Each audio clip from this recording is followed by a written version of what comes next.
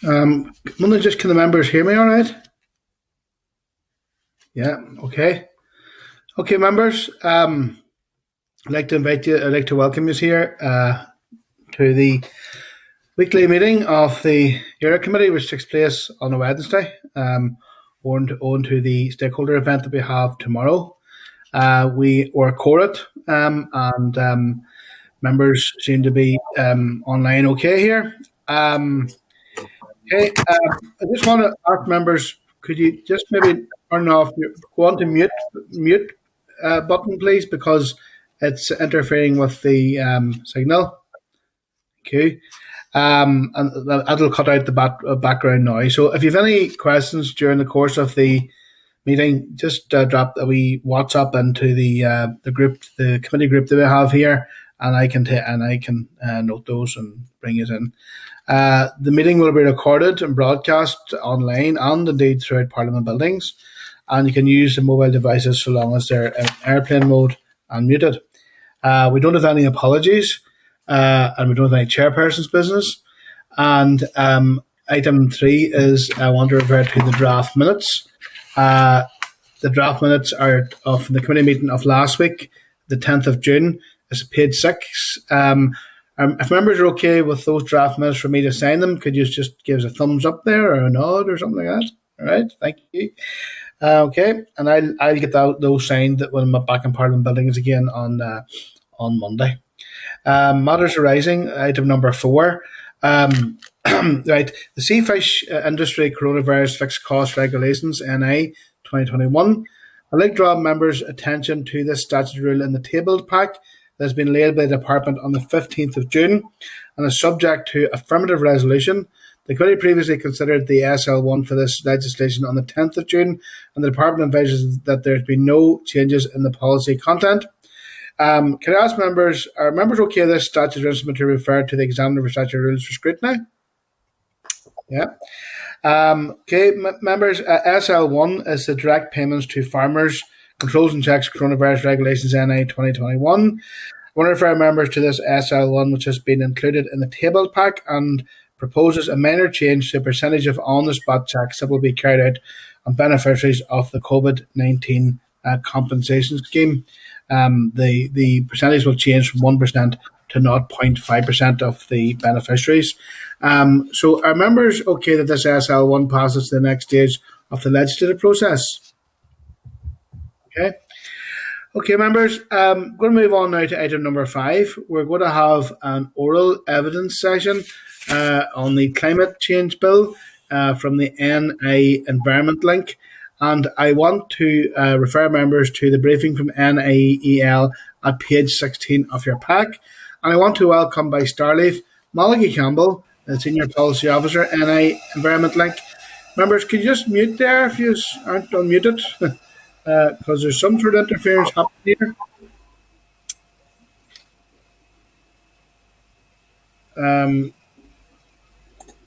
Okay, there's still a bit of interference there going on, members. Okay, okay, we'll just keep moving here. Might be okay. So I want to welcome by Starleaf Malachy Campbell, Senior Policy Officer, NI Environment Link. Phil Carson, Senior Policy Officer, RSPB, and Laura Neal, a lawyer from Friends of the Earth. And I'd like to invite the representatives to brief the committee. You're very welcome this afternoon. Thank you very much, Chair. I think the first thing I should do is just to double check that everybody can hear me okay. I can anyway. Great. Okay. I think I should start by introducing myself. As you said, I'm Malachy Campbell, Senior Policy Officer with Northern Ireland Environment Link. And I'm joined today by Laura Neal, a Northern Ireland-based lawyer for Friends of the Earth, England, Wales and Northern Ireland. And Phil Carson, Senior Policy Officer with the RSPB, focusing on sustainable farming and land use. For those who might not be familiar with Northern Ireland Environment Link or NEAL, it is the networking and forum body for non-statutory organisations concerned with the natural and built environment of Northern Ireland. It has 64 full members, which represent 190,000 individuals, 262 subsidiary groups, have an annual turnover of £70 million and manage over 314,000 acres of land. And on behalf of Neal and its members, I would just like to thank the committee for the invitation to present Neal's perspective on the cross-party Northern Ireland Climate Change Bill, which was submitted as a private members' bill on the 22nd of March 2021. If I can, I'd just like to start with a little bit of background on why we need a climate change bill. It's clear that the scientific consensus holds that our climate is changing with wide-ranging risks and consequences for our society, economy and environment. The evidence is clear that in order to end our contribution to climate change, we need to reduce our greenhouse gas emissions, or GHG emissions, to net zero as soon as possible. Northern Ireland is the only part of the UK and Ireland that does not have its own specific legislation at this point. Although the UK Climate Change Act of 2008 and the 2019 amendment both apply to Northern Ireland, as I said, Northern Ireland continues to be the only part of the UK with no legally binding greenhouse gas reduction targets. And since the relevant areas of responsibility are devolved to the Northern Ireland Assembly, there is no mechanism by which the targets of the UK Act can be enforced. A Northern Ireland Climate Change Act would close this legislative gap, and Neal members believe such an act is essential. It is important to remember that this Private Members Bill, or PMB, is a framework bill, which means that it sets out the high-level targets and structures that will be required to tackle climate change in Northern Ireland, but does not provide the detail as to exactly how that will be achieved. The detail will be provided in the climate action plans required by the Private Members Bill. The climate action plans will be consulted upon and approved by the Executive before being voted on by the Assembly in a transparent and democratic process. I want to quickly turn to some of the key aspects of the Climate Change Bill, if I can. We know that tackling climate change will be a challenge which requires significant effort, and in order to meet that challenge, Neal would argue it is essential Northern Ireland sets a target for net zero for all greenhouse gases. The UK Climate Change Committee, or CCC, outlined what net zero means in its 2019 report on net zero when it said, and I quote, "Within the UK, a 100% all GHG target sends a clear signal that all greenhouse gases matter and all need to be reduced. No sources of emissions can qualify for special treatment. All emissions from all sectors must be eliminated or offset with removal." In Northern Ireland, we should be confident that we can achieve net zero. As the UK Climate Change Committee said in their 6th Carbon Budget Report, quote, "There is no purely technical reason why net zero is not possible in Northern Ireland," unquote. I would argue that if we have to do it and it is possible to do it, then we should do it. As time goes on, in the absence of appropriate action, the opportunity we have to stay within the target threshold of the Paris Agreement diminishes. In short, we have to do as much as possible, as quickly as possible, and this should be what guides our decisions. The chair of the CCC, Lord Deben, in his foreword to the CCC's 2019 Zero Carbon Report, urged the governments of the UK to, quote, "legislate for these new targets as swiftly as possible. We must now increase our ambition to tackle climate change. The science demands it. The evidence is before you. We must start at once. There is no time to lose," unquote. In relation to a Climate Commissioner and a Northern Ireland Climate Office, both of these are provided for in the PMB. And the Climate Commissioner has two primary functions. First of all, to monitor the implementation of the Act, including the climate action plans, and to lay annual reports on this in the Assembly. And the second is to review the working of the Act more generally and to make recommendations considered necessary to achieve the overriding climate objective.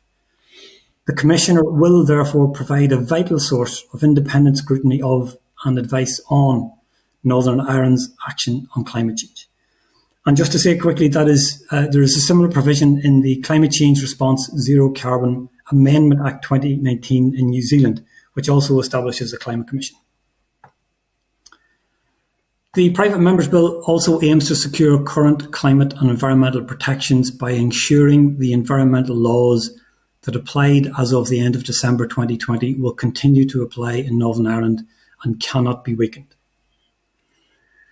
We believe that the Climate Change Bill provides an opportunity to secure this commitment and ensure that Northern Ireland acts to mitigate climate change.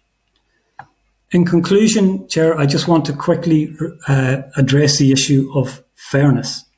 And I want to address that in terms of what we will call per capita greenhouse gas emissions of countries. In other words, the emissions per head of population. In 2018, Northern Ireland's per capita emissions rate was 10.77 tonnes equivalent of carbon dioxide, and that would place Northern Ireland 13th in the world.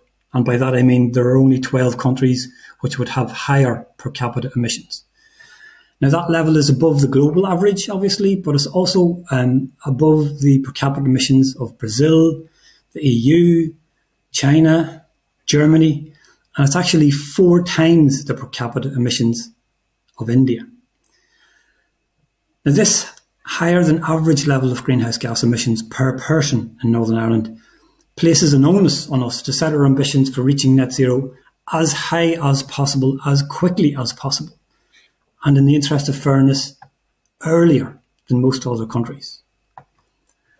As well as being achievable, it is also clear that, amongst other things, creating a net zero carbon society offers us exciting opportunities to create more jobs, better buildings, better transportation and communication links, and better health outcomes through less polluted air and better access to more green space.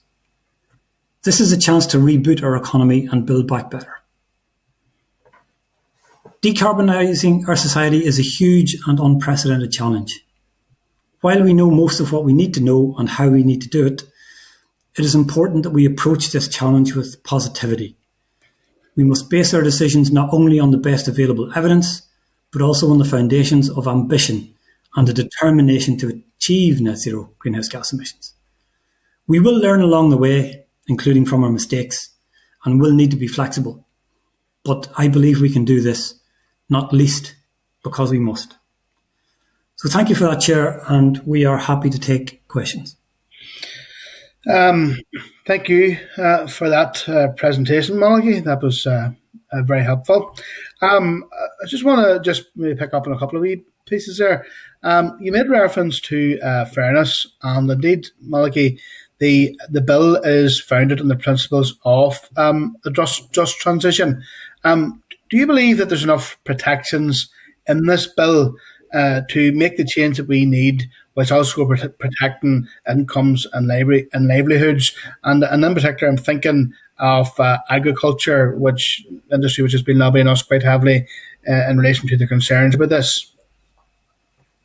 I think I can also refer to Phil and bring him in relation to some of the issues in relation to agriculture. But just to say generally in relation to the just transition, I think that is a really important part of this bill, and it's essential that people are brought along with the changes that we're going to have to make and supported in making those.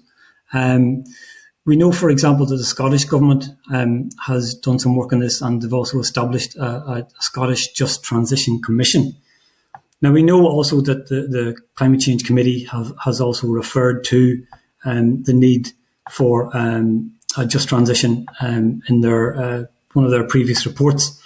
If I can find the quote, they talked about the need for a just transition, and they said the following: the transition, including for workers and energy bill payers, must be fair and perceived to be fair. Government should develop the necessary frameworks to ensure this. An early priority must be to review the plan for funding and the distribution of costs for businesses, households and the exchequer. And I think the basic point from that, Chair, is that we need to plan this thoroughly and properly, and the support needs to be put in place to help all sectors move towards a net zero carbon economy. So, as I said, the bill is a framework bill, and I think it's important that the principles of a just transition are in it, but I think a lot of the detail remains to be worked out. Okay. And I suppose, Malachy, one other thing before there's a number of members looking to speak here as well. What do you think would be the consequences. And I know you mentioned like health and other issues here in terms of the importance of getting the Climate Change Act. What do you think would be the consequences of going with the UK CCC's recommendations as opposed to the recommendations in this private members bill? Well, I think for a start that there is clarity in terms of a net zero target, that we all know exactly what it is needs to be done. I think in terms of fairness, as I mentioned, in terms of per capita emissions, actually Northern Ireland is quite bad. And I think that actually requires us to do more. So I think, we should be clear on what it is we need to aim for, and what we need to aim for is net zero.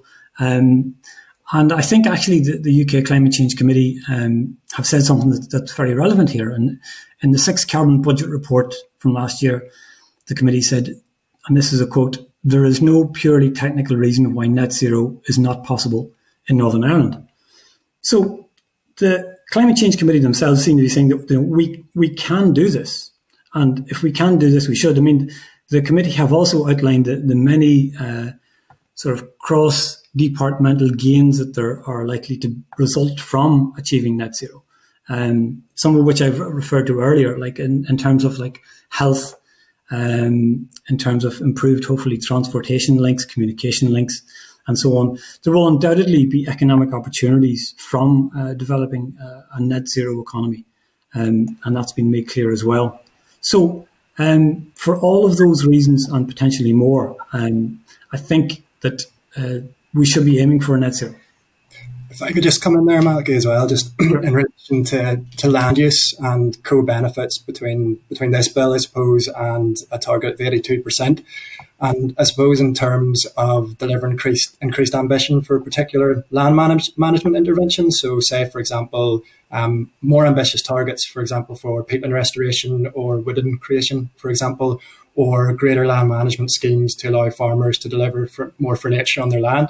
And they would increase ambition, but they would also deliver a range of different co-benefits. So we have done a little bit of work looking at peatland restoration across 2 sites in Northern Ireland and trying to undertake natural capital assessments of those sites. So what would be the public benefits if they are restored? And what we found is that there would be improvements in water quality, which reduces costs for NI water.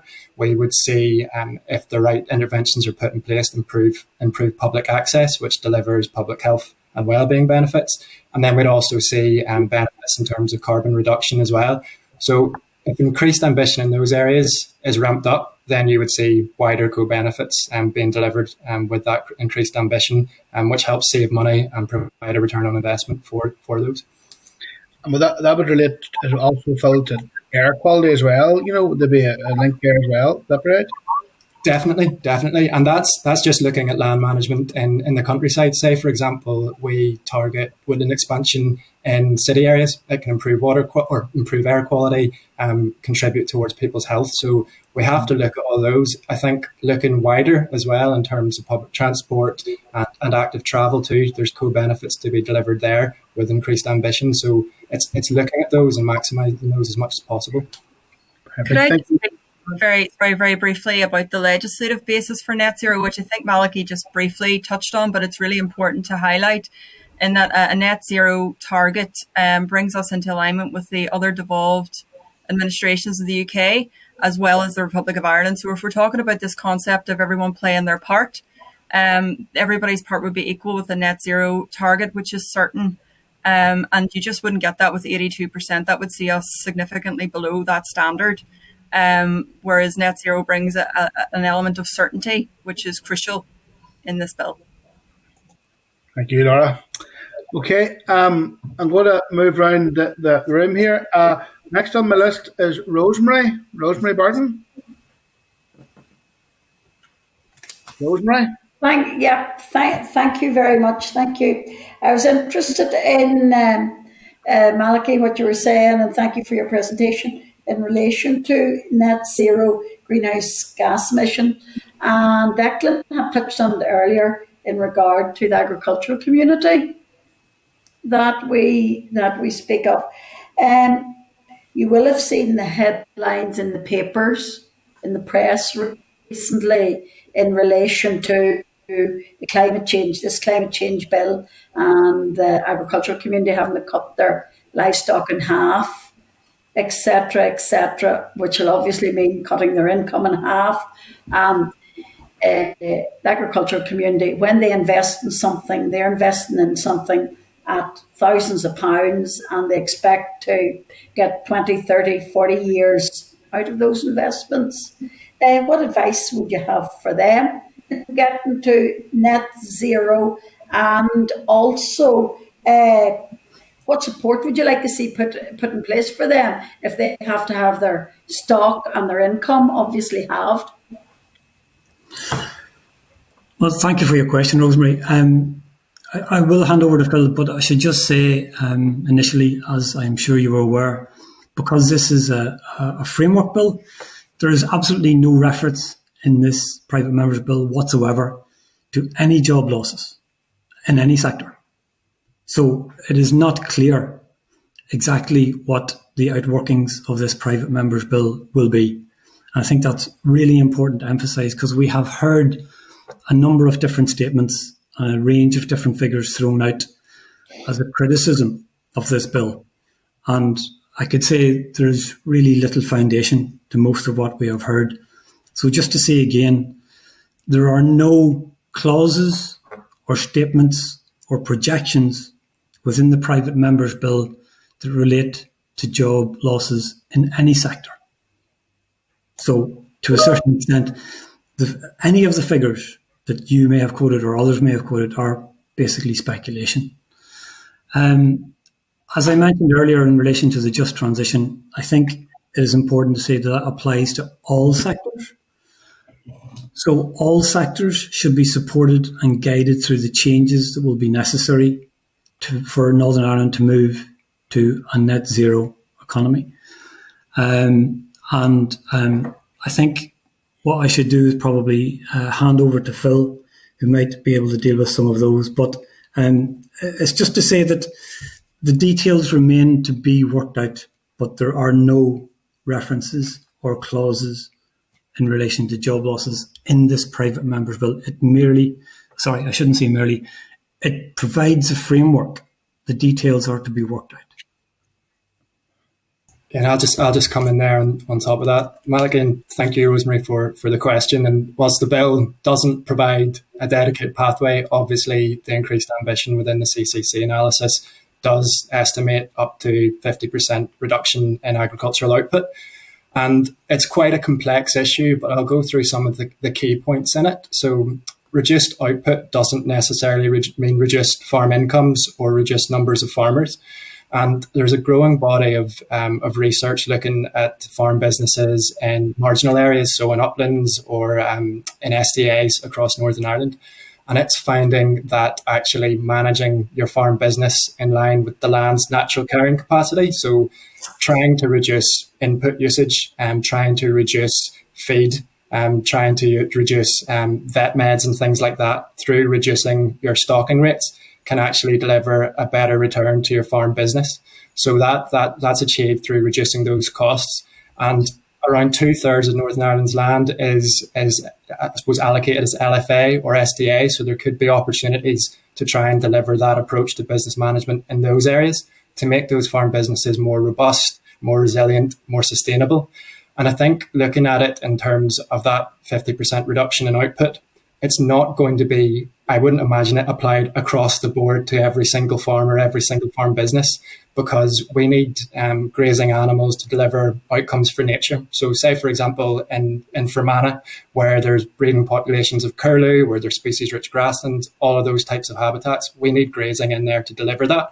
And in some areas, we might need more grazing to do that. So it's about being really targeted to try and find out what you need from the land and matching, I suppose, stock and grazing towards that.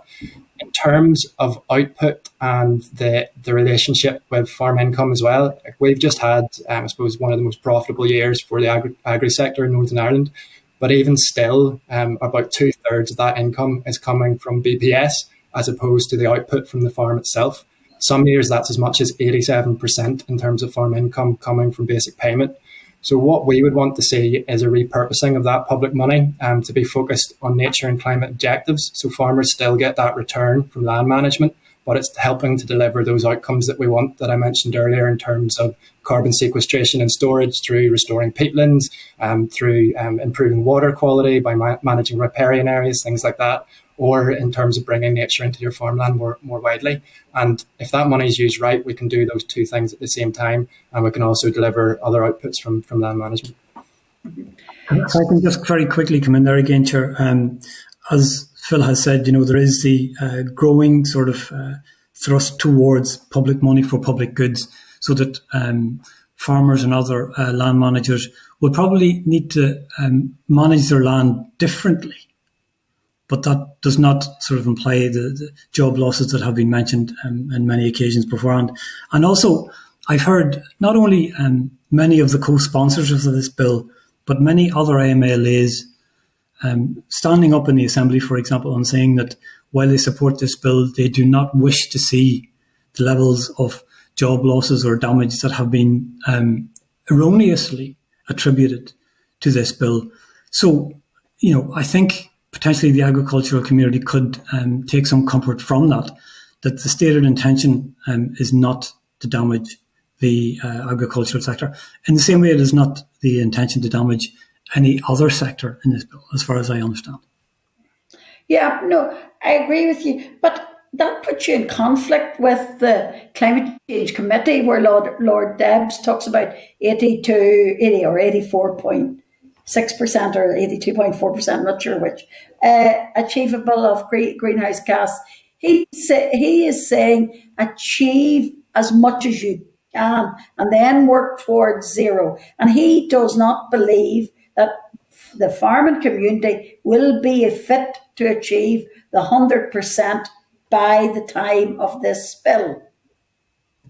And that puts you in direct conflict to his thoughts.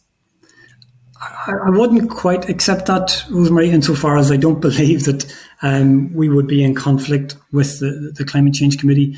There may potentially be a slight difference in interpretation. But again, as I said earlier, the Climate Change Committee themselves have stated that there is no reason why Northern Ireland cannot reach net zero. And the Climate Change Committee, in their 6 carbon budget, also described the 5 scenarios in that report, of which the balanced pathway was only one, as being illustrative of what a broadly sensible path based on moderate assumptions would look like, and not prescriptive. So the Climate Change Committee themselves have basically said, that this is a projection of the minimum, the absolute minimum of flow that should be done.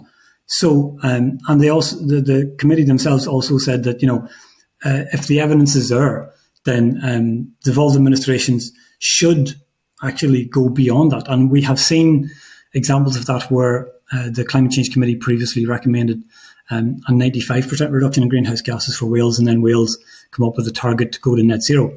And there was no objection from the committee from that at all. In fact, they were supportive. So perhaps in terms of interpretation, we might see things slightly differently. But I think it's clear, actually, there's a lot of positivity in what the Climate Change Committee have said. They've said Northern Ireland can reach net zero. They've basically said that all places should reach net zero. They said all emissions from all sectors must be eliminated. I think that's quite clear. So I wouldn't characterise it in the same way as you have done, Rosemary. I don't think we're really in very different positions. Okay, that's good to hear. Thank you. Thank you, Rosemary. Philip from Wigan. Thanks. Thank you, Chair, and thank you to Laura, Malachy, and Phil. I should always put on record, I suppose, before I ask questions, that I am a co-sponsor of the bill.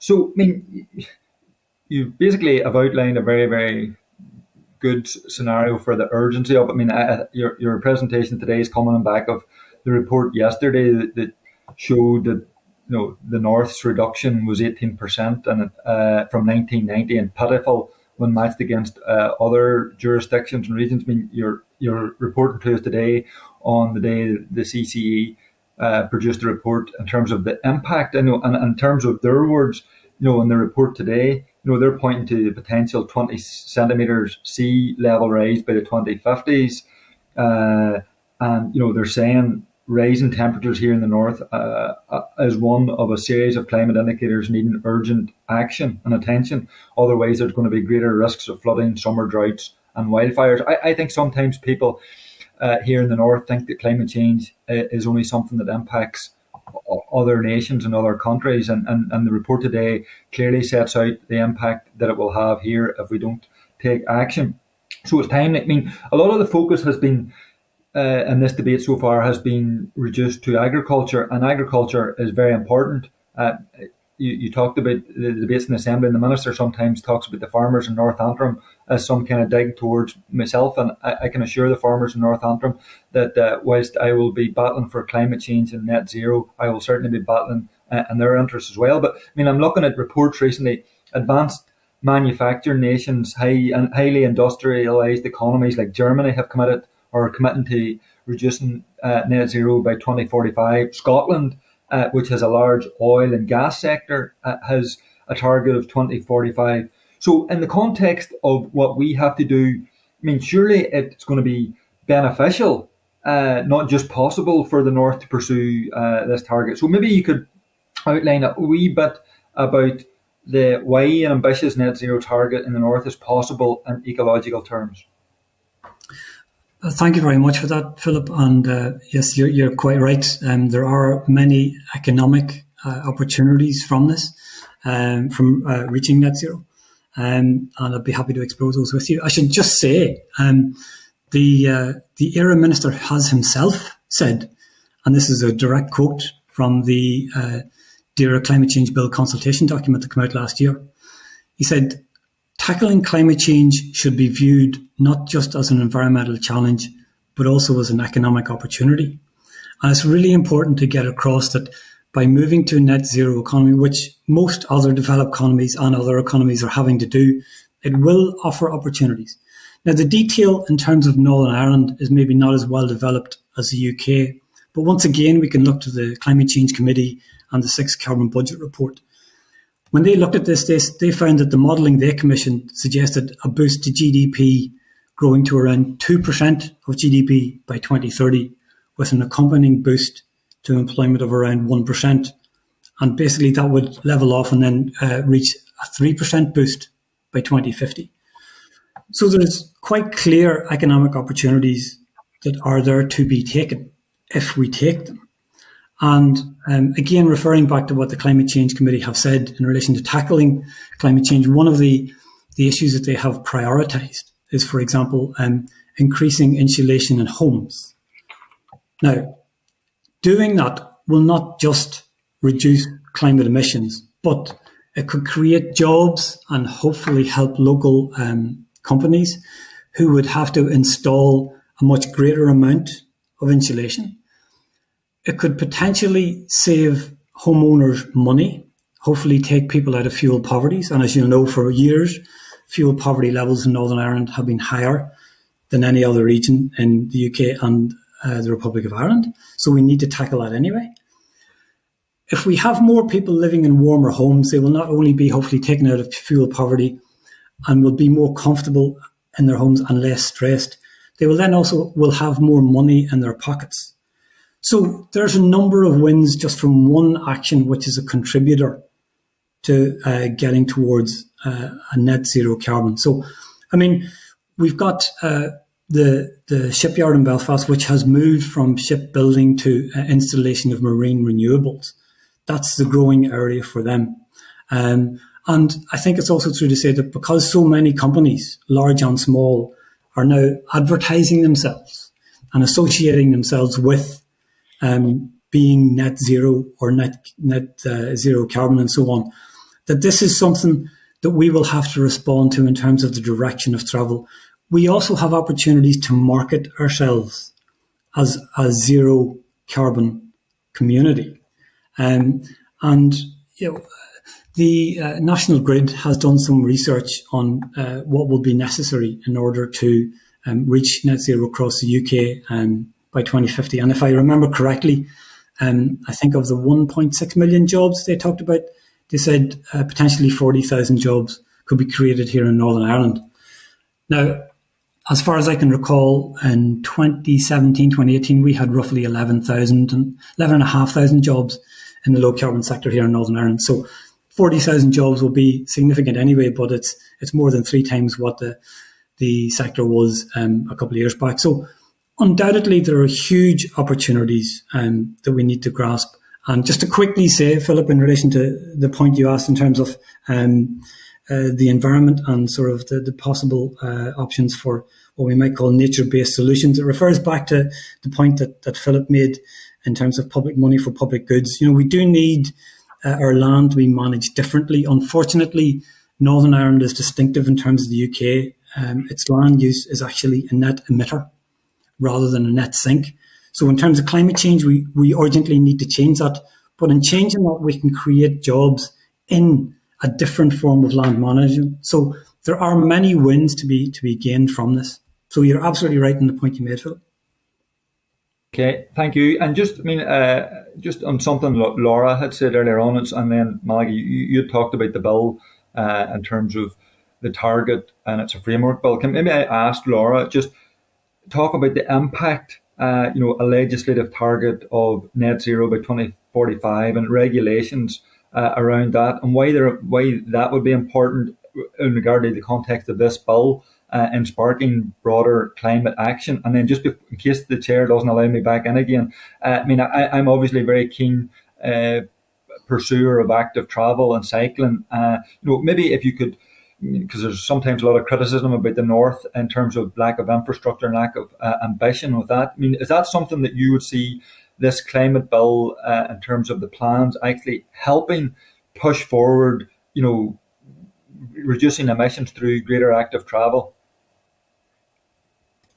Hi, yes, Philip, just on your point, it's a central feature of many comparative pieces of climate legislation across the board that there is a strong, overarching, ambitious target that is clear and concise. And it kind of goes back to my earlier point in that, this concept of net zero is one which people can define easily. And it's one that is replicated in Scottish legislation, in Welsh legislation, in overarching UK climate legislation, and also in the Republic of Ireland as well. So we'd be falling into step with that. And it's the clarity that speaks in that final overarching objective. That's the ultimate goal, and that sets the pace of ambition and delivery. So the interim targets that would lead up to that are crucial as well, but this overarching goal sets the speed, it sets the accelerator. And it has to match. If we're all in this together, if there's a just transition and we all have to play our part, each sector has to play their role, then it's crucial that it comes under the banner of a net zero overarching target. If I could just very briefly add to that, Philip, Laura's right in what she says, but apart from all the physical and mental well-being benefits from active travel, research from the UK Department of Transport found that cycling schemes can have benefit to cost ratios in the range of 5:1 to 19:1, with some returns as high as 35.5:1. So in terms of the economics, we get much, much more back from investing in active travel. And the same research for the Department of Transport found that a typical, what they call cycling city, could be worth 377 million to the NHS and healthcare cost savings, and that's in 2011 prices, so it's going back a few years. But the basic point is it's good for the environment, it's good for people, it's good for the NHS, and it makes economic sense. So definitely we should be doing much, much more in terms of active travel here. And just additionally as well, the bill weaves in just transition principles, and one of those is to support net zero carbon investment in infrastructure. And so active travel would fall completely within that and, would excel under a net zero climate target. Okay. Thank you very much. Just before I move off, Laura, maybe I'm sort of this is more maybe a trade issue, but maybe from a legal perspective, would you have any indication or assessment of what might be the implications here on the island of Ireland, that given the fact that virtually all of our food is processed across the island of Ireland, It's all deemed mixed origin, but it's all mixed origin across the both islands. Would you envisage any legal or trade issues that could potentially emerge if one part of the island, the north or the south, reaches net zero, and another part of the island isn't net zero? Is there any legal or trade issues that you could foresee in relation to that, in terms of our international markets and things like that? Well, yes. I mean, I couldn't really speak to the trade specifically without looking at the details, but I mean, it's a very simple fact that if there's a disparity between, overarching targets, then there's going to be an issue there. It's crucial that net zero applies across the board, because we share an ecological landscape and an island approach with the Republic, who have a different target in place. So in order to avoid that, it would be crucial to have a similar target in place as well, with the same kind of objective. But yeah, you could see issues coming down the line for that.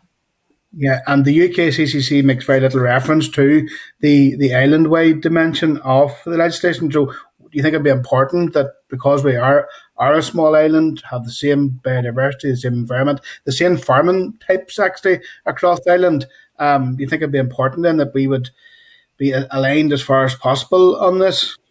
I do. An alignment with the Republic in the south as well, it would put us into, especially in terms of net zero, would put us into alignment with the UK as well. So there's equality across the board there. But that issue in and of itself also points to the importance of the Climate Commissioner within the legislation as an independent organisation which is bespoke to Northern Ireland, so is able to pull in advices from various statutory advisory climate bodies like the CCC, like the Republic's Climate Advisory Council, and pull them together and advise NI given its unique position. And it's absolutely crucial that we have that, because as we've seen, the CCC can only say so much in relation to what goes on in the Republic. And for that reason, we need something that is able to act like a filter and pull together a range of advices and give a filtered version that is couched with Northern Ireland's position in mind. Thank you, Laura. William? Thank you, Mr. Chairman, and can I thank you for your presentation. Can I ask, first of all, maybe the first question I'll ask is, do you accept the findings of the Climate Change Committee in the UK? Thank you for your question. Which findings are you referring to? Well, I mean, I'm going to read a wee bit from this, that contradicts what you're saying. Deep emission reductions in Northern Ireland are still crucial to the UK if they are to reach net zero overall. On the basis of our analysis, we find that in every scenario for achieving net zero that we have constructed, Northern Ireland will not get to net zero greenhouse gas emissions by 2050. In every scenario that they have constructed, they have said that clearly. They're saying that Northern Ireland can reach 82% by 2050, which means that the overall UK reaches net zero. We are part of the UK, so that in effect means the UK doesn't reach net zero by 2050. Do you not accept that? It's difficult for me to answer the question that you've asked me, William, because I'm reading the Change Committee report. I'm reading from there. I'm reading it very clear. It's very clear. It's in black and white, and I'm sure you've read it yourself. Well, what I was going to say, I don't know whether you were referring to things that you believe that I have said personally, or things that I have said to you in relation to the Climate Change Committee, because what I have done is I have quoted the words of the UK Climate Change Committee back to you, and I can say to you again, on page 230 of the 6th Carbon Budget Report, which the UK Climate Change Committee published in 2020, the UK Climate Change Committee said the following, quote, "There is no purely technical reason why net zero is not possible in Northern Ireland," unquote. So I am telling you what the Climate Change Committee themselves have said, and they are basically saying net zero is possible. So I don't know, I can't critique that particular phrase and say, well, actually, that's not correct. That's what the Climate Change Committee themselves have said. I'll clarify another line for you. Getting to net zero in Northern Ireland would mean one of both of the following: a substantial reduction in the output for Northern Ireland livestock farming. To get to net zero, that is clear, a substantial reduction in output from Northern Ireland's livestock farming. Do you accept that's the case? Obviously, that can't be clearer. It's black and white here. I can come in there, Malachy. All the following. Yeah, Right? A substantial reduction in output from Northern Ireland livestock sector. They've made it very, very clear. Yeah, I was just going to come in there. Thank you for the question, William. So we've looked at, there's obviously 5 different pathways within the CCC's report. So there's the balanced pathway towards net zero to reach UK net zero by 2050. There's also areas for increased ambition that we've, I suppose, looked at it specifically from a land use point of view. And there are opportunities for increased ambition in terms of peatland restoration, potentially quicker and faster. There's potential opportunities in Northern Ireland for increased woodland cover as well. And that brings in, I suppose, a choice in terms of how to use the land and the potential implications as well in terms of agricultural output and food production too. And it's complex, and we don't dispute what the CCC have modelled in their pathways whatsoever. But if we look potentially at alternative pathways as well, which maybe look at different farming systems. So I would quote the work of Food Farming and Countryside Commission, which have modelled agroecological approaches to agriculture and land management. And what they found is that you would have reductions in some livestock in terms mainly looking at poultry and pork as well, because they contribute quite a lot to land use change in the UK, and also in terms of emissions associated with some other imports too. They've also looked at reduction in nitrogen fertilizer use through moving to a more kind of extensive system, and also opportunities for growing crops for human consumption as well. And they've found quite significant reductions. That's one pathway that they've looked at across the UK. There's loads of other organisations looking at it as well. And I suppose we have choices to make in terms of what food and farming systems we want. Do we want them to be restoring nature? Do we want them to be improving water quality and air quality and all those different things? And I think we have to look at it holistically. It's not all about climate. But ultimately, we are going to have to change the way we do things, and we're going to have to change in terms of what we produce and what we eat as well. If I can come in on that very quickly again, Chair. I'm going to quote the Climate Change Committee again, if that's okay. And in their 6 carbon budget, on its page 171, they said that the impacts of less intensive farming or agroecology options, which are the sort of options that Phil has just referred to, they are not included in the CCC scenarios, quote, due to the lack of robust evidence on the abatement potential, unquote. Now, what that means is that the estimates for greenhouse gas reductions from agriculture are incomplete, and they are underestimates. Now, there's a couple of things. Obviously, there's more research needed on that. But if the projections in terms of the amount by which we can reduce our greenhouse gases is incomplete, then that changes the picture. So I would say, therefore, that it is not clear exactly what will need to happen as we progress. And Philip has mentioned some of the many different ways that agriculture can overall reduce its impact. So a lot of this is to be decided. As I said, the bill is a framework bill. And we know, for example, we've got a number of agricultural groups that are in support of this bill. And as you will probably know, the National Farmers Union has actually committed to net zero by 2040. So I don't think the National Farmers Union would do that if there were, anything was going to decimate the farmers in England and Wales the way this is described. So, can I cite in 2 different things? You're talking about the Farmers Union in England, which is would have a lower level of stock and density than Northern Ireland. Okay, Northern Ireland, the recommendation from the Climate Change Committee is clear. We can, with a push and a big ask to reduce to 82% by 2050. In doing that, the UK as a whole reaches net zero. What's the issue there? The UK as a whole reaches net zero by doing what the Climate Change Committee recommends. It seems very sensible to me. Well, the Climate Change Committee has also made it clear that, as I said to you, the scenarios in its 6 carbon budget were just that. They were scenarios and they were sort of projections. And of the 5 projections that they had in that budget, only one of them, which is the balanced pathway, involved a reduction of at least 82% greenhouse gas emissions by 2050. So if you say you have to do at least 82%, if you did 99.9 or 100%, that's still within the range. That's at least. So there is nothing, I would say, that precludes Northern Ireland from reaching net zero. I'll finish with this, and I'll read this once more. In every scenario for achieving UK net zero that we have constructed, Northern Ireland will not get to net zero greenhouse gas emissions by 2050.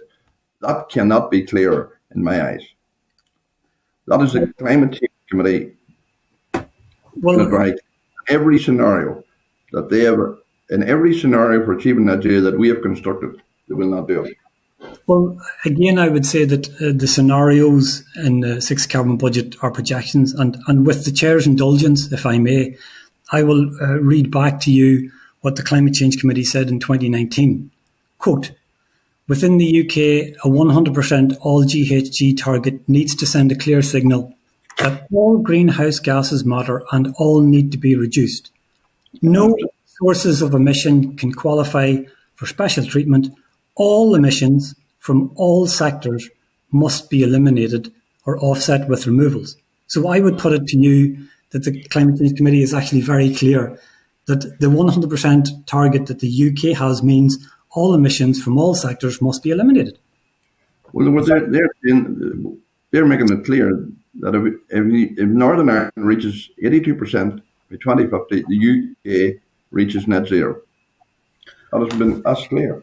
Can I come in? Moving around from our members here, folks. Could you just sort of go ahead? Phil, do you want? I was just going to come in and say, I suppose, looking back and setting the context, the UK and a range of other countries, other parts of the world, have only just committed to net zero within the last 3 years or so.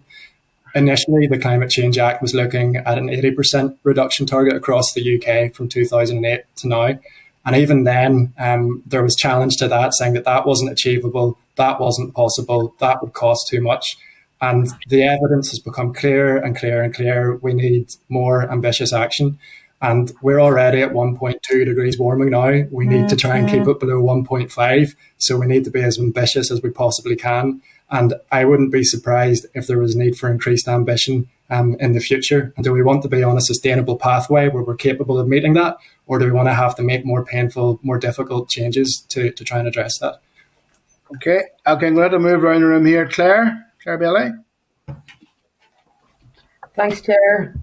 And thanks for your comments and views so far. And I know that you've already expressed quite a bit there on the net zero versus 82% carbon targets. But please feel free to add anything further on that bit if you think it's important. But I want to look at in terms of climate change legislation generally and what you believe to be essential when expressing any targets, and then also how important a deadline is within that. Laura, are you okay to take that one? Yeah, sure. Thanks for your question, Claire. I think good, strong, ambitious climate legislation that falls into step with that, which has already been sort of underway for a number of years for certain countries and nations, has to have an ambitious overarching target. It then has to have interim arrangements to reach that target, because we can't have a situation where we wait until the very end to assess whether we're reaching a target. And then because it is an area that is so crucially driven by science, and that science fluctuates, that science changes over time as things change, the science changes, and that's been seen through the advice of the CCC and also, devolved administration's responsibilities under that. I mean, Wales, for instance, was given a percentage target and has now since been adapted and welcomed by the Climate Change Committee to go for net zero. So it is a pathway, and because of the sort of intrinsic importance of science, it's important to have crucial oversight of that. The Climate Change Committee, as I say, I wouldn't want to undermine them. They are important. They have their place in terms of the UK's obligations, and their advice is great. But NI has a very unique position, and that's why within this bill we have put in the Climate Commissioner.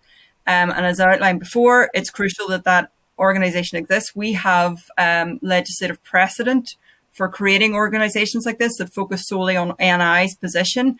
The actual provision that relates to the Climate Commissioner itself, I believe, is taken sort of almost verbatim, or definitely along the lines of the Public Services Ombudsman, which exercises the same sort of powers and functions. So that independent oversight, particular to NI, is crucial in good climate legislation, as far as I'm concerned. And then there are other central themes as well, which need to be sort of underscored. And that is the concept of transparency and accountability, and all underpinned by just transition principles. If we've got those key ingredients, then that is strong climate legislation. The reason being is that if it is an issue, climate change is an issue that affects all of us, and we all need to be sort of in it together. And, you know, we need to have a say. Everything needs to be done equally. And that sort of also gives rise to the importance of net zero being applied across the board as well.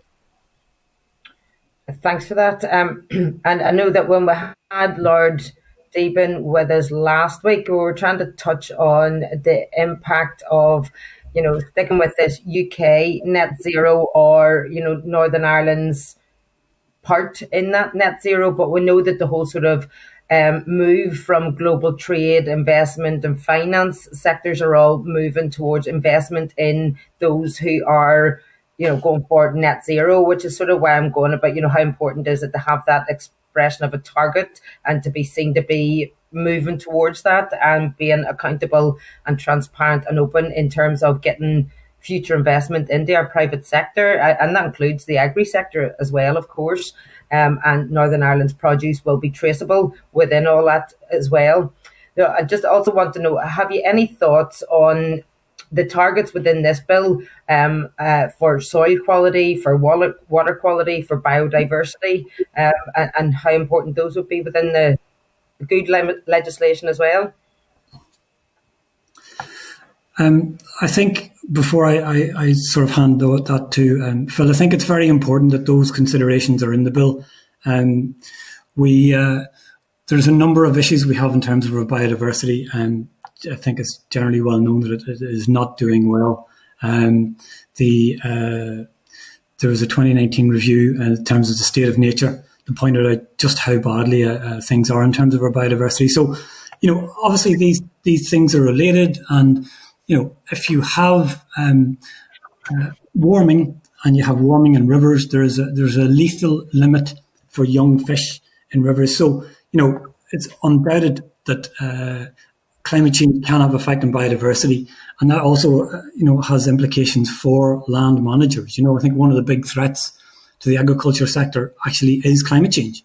So this relates back to why this needs to be tackled in a sort of like very collaborative and cohesive basis. So I think it's really beneficial that those measures are in this bill. I think that's going to be very positive. I think it's really important. You need to look at these issues in the round, but I think I should also hand over to Phil at this stage to give a little more detail on that.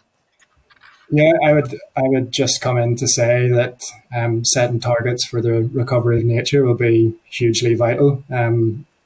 As we chart our path forward, so legislative targets to meet those objectives will be key. We've seen moves within other pieces of legislation to do something similar, so we would support targets in law for nature. Philip, I think you just one more, please. Philip, you touched on the issue of forestation and tree planting, and we know that there's an urgent need to plant trees in Northern Ireland, and the Minister has announced his plan for that.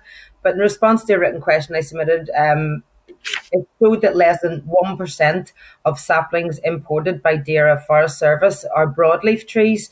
And in that financial year, which was 2020 to 21 so far, almost 2 million were Sitka spruce saplings were imported. So do you have any comment on that? How do you feel that that we're doing in terms of the reforestation, if that's what we're planting, and what kind of changes will be needed? Yeah, Sorry. it's a really good question, and we're always of the view of the right tree in the right place for both carbon and for nature. And we have to be really strategic in terms of where we're planting and where to get those outcomes. So we have done a little bit of work looking across the UK in terms of where would be good areas to deliver woodland expansion. We also looked at, I suppose, the balance between which trees deliver the best benefits for climate. And we're finding that over a 100-year period that it's actually native broadleaves that would deliver most in terms of a climate benefit, whilst also delivering that benefit for nature in terms of native woodlands, and also delivering benefits to public health and well-being from access to that.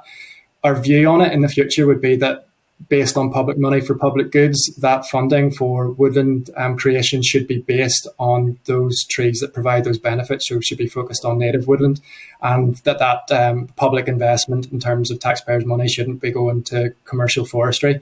There will be a role for commercial forestry to play in the future, but we want to see that sustainable as well. So I've seen, obviously, within the CCC pathways that they're putting forward 2/3 native broadleaves for NI and 1/3 commercial, I suppose, Sitka spruce and lodgepole pine and the others to kind of deliver those benefits. Just to very briefly make a quick point, Phil is exactly right in what he said, but I know that you've already heard from the Woodland Trust, and I believe that they would endorse what I'm about to say, and that is, as well as native stock, it's like native stock in terms of locally sourced. So rather than importing, say, oak trees, which are a native tree from the Czech Republic or from Holland, we should try as far as possible to ensure that the stock that we plant here has actually been sourced here. That's really important as well. Okay, folks, we need to just keep moving around here because our next witnesses are in the waiting room. So, okay, we're going to move around here to John Blair. Thank you, Chair. Can I thank Malachy, Laura and Phil for being with us again and for the information they've given to us. Some of what I could have asked originally was going to or has already been covered, but what I want to do is make it clear that, I'm probably more climate realist than climate activist in most regards, but I also come at this issue in a glass half full frame of mind, and I do that because I am fully aware of the devastating tipping points that face others who will be disproportionately affected, people with whom we share this big round planet, who will be impacted more than us by the impacts of climate change. In that regard, I'm always very keen to establish what every sector can do, and not to be parochial, but to look at this through a more global view. And in that regard, can I ask, and this relates directly to the sectoral plans that are in the proposed bill, is there more we can do at this point to try and highlight what the responsibilities and actions are required on a cross-sectoral basis, so that transport, business, energy, and all of those issues can be looked at in the same frame as agriculture? Because if we add some of the others together, they're as big a contributor than agriculture. But we tend to separate agriculture every time with this conversation. Given the nature of this committee, that's not a surprise. But given the cross-sectoral impact across society, I think we'll have to look at the bigger picture as often as we can. Do you think that's a fair assessment? Thank you for that point, John. You're absolutely correct. Yes, that is a fair assessment, and I'm very glad you mentioned it. Not only do we need to look at this in the round, as I mentioned, our moves towards net zero will cut across all sectors of the economy, and it is also important to take that sort of bigger picture, and that's why I wanted to refer to the per capita emissions, because I think that puts what we are doing here in context. We are a small place, but we actually have quite a significant impact in terms of per person emissions. So it's important to consider those. I think John's actually probably already mentioned some of the things that would need to be done. And if I can, I'll just very quickly refer to, again, the Climate Change Committee in their 2020 report on reducing UK emissions. They mentioned 5 clear investment priorities for building a resilient economy for the UK. And they were, firstly, low carbon retrofits and buildings that are fit for the future. Secondly, tree planting, peatland restoration and green infrastructure. Thirdly, energy networks must be strengthened. Fourth, infrastructure to make it easy for people to walk, cycle and work remotely. And 5, moving towards a circular economy. So I think those are fairly standard, as in they would be the sort of priorities that most people would recognise. You know, like we do need to decarbonise our energy systems as well. We need to decarbonise transport. We need those nature-based solutions in terms of land use. We need to invest in those sort of low carbon options. And just to say as well, the CCC also said that it is really important that we integrate net zero into all policy making and ensure procurement strategies are consistent with the UK's climate objectives.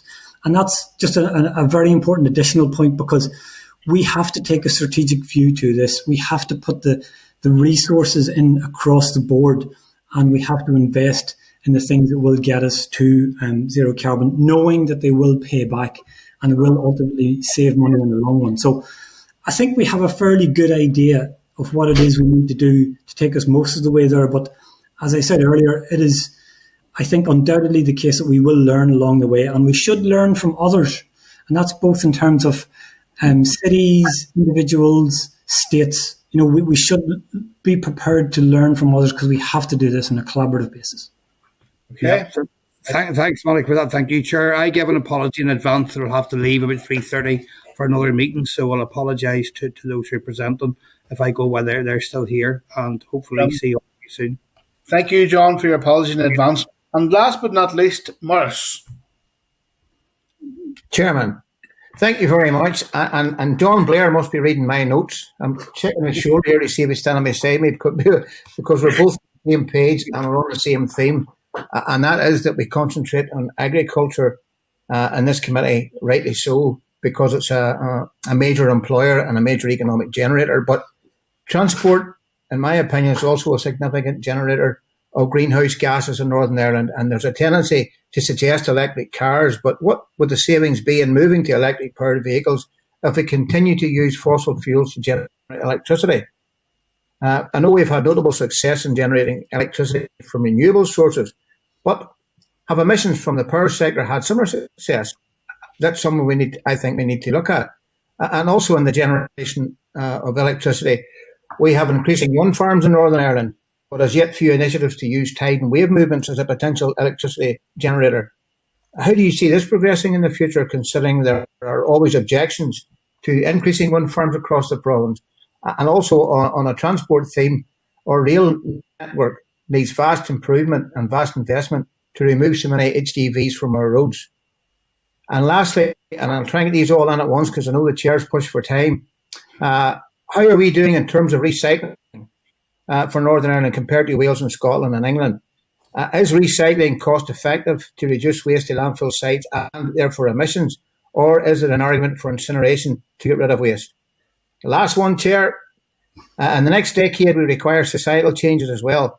Do we need so many street lights switched on? Do we need so many roadway lights, so many motorway lights, so many roundabout lights? And just to think of other ways of reducing emissions outside of concentrating on agriculture all the time. Sorry for having it all on one go there. Thank you for your many questions, Morris. I have to ask the Chair for indulgence if I try to answer all of those, and I'll try to remember them. First of all, I mean, you make very good points. It is true, of course, that to a certain extent electric vehicles are as green as the power that goes into them. So it is really important that those electric vehicles should be powered by renewably generated electricity. But it is also worth noting that electric vehicles emit only water. So rather than all the particulates and other gases that would come out of an exhaust from a vehicle using an internal combustion engine, there are very important considerations in terms of air quality when using electric vehicles, and that is a really important consideration. So in terms of just even cleaning up the air in urban and other environments, and we should actually be using more renewable electricity in terms of powering those electric vehicles, and that sort of could be a virtuous circle, if you like. So we should be using more of that. I'm trying to remember your other questions, Morris. Sorry, can you mention them again? Yeah, about the incineration of waste to reduce emissions. There were a couple of others in between as well, though, Morris. There were a couple of other questions you had in between that. Oh, yeah. I would actually where I wrote these down. Transport, you've touched on that. The rail network, investment in the rail network to take some of these HGV lorries off the road. Well, again, as we mentioned in our written evidence to the committee there, one of the key things that Neal believes needs to be done is the decarbonisation of energy. And one of the ways to decarbonise energy is basically to decarbonise transport. And one of the ways to do that is to use electricity as a power source for transport. So you can have electric buses, electric lorries, and so on. So again, that would solve a lot of problems in terms of the emissions from those vehicles, and potentially could sort of like even out the demand and usage of renewable electricity. So and again, you can have electric rails. So that is an option. And it's difficult for me to comment on the potential for transport by rail in Northern Ireland because we have a quite limited rail network. And I can't really give a Neal opinion on that because it's not something we have explored in detail. But if I can say on a personal level, I think it would be a good idea if we could have more rail travel, and particularly if it was electrified rather than using, say, diesel. That would be a good thing. Well, through your patience, Chair, I touched on electricity and the generation of electricity through wind farms. And generally, when there's a wind farm appears anywhere, it garners an awful lot of objections amongst the public. But have you explored the need for generation of electricity using tide and wave, the movement of the tide and the waves around the own coast? Oh, yes. To start off, actually, Morris, I would say that I think there's a misconception that wind farms are not popular. The surveys that I have read and the research I have done on this actually shows that there is very, very high levels of support for renewable energy, like 80% and above consistently. So I think it's actually a misconception that there isn't support for these wind farms. That's not to deny that there are patches of objections, but it is important as well that renewable energy technologies are cited appropriately. That applies to wind turbines, to hydroelectric power, so that any hydroelectric developments do not sort of like prevent passage of migratory fish and so on. So we need to do these things in a sensitive way that sort of respects and hopefully does not in any way damage our natural environment. So it's not quite that clear, but we do need more of those alternatives. And in terms of marine power, tidal power, wave power, and so on, I think that's an area where, unfortunately, we haven't taken advantage of the opportunities that are there.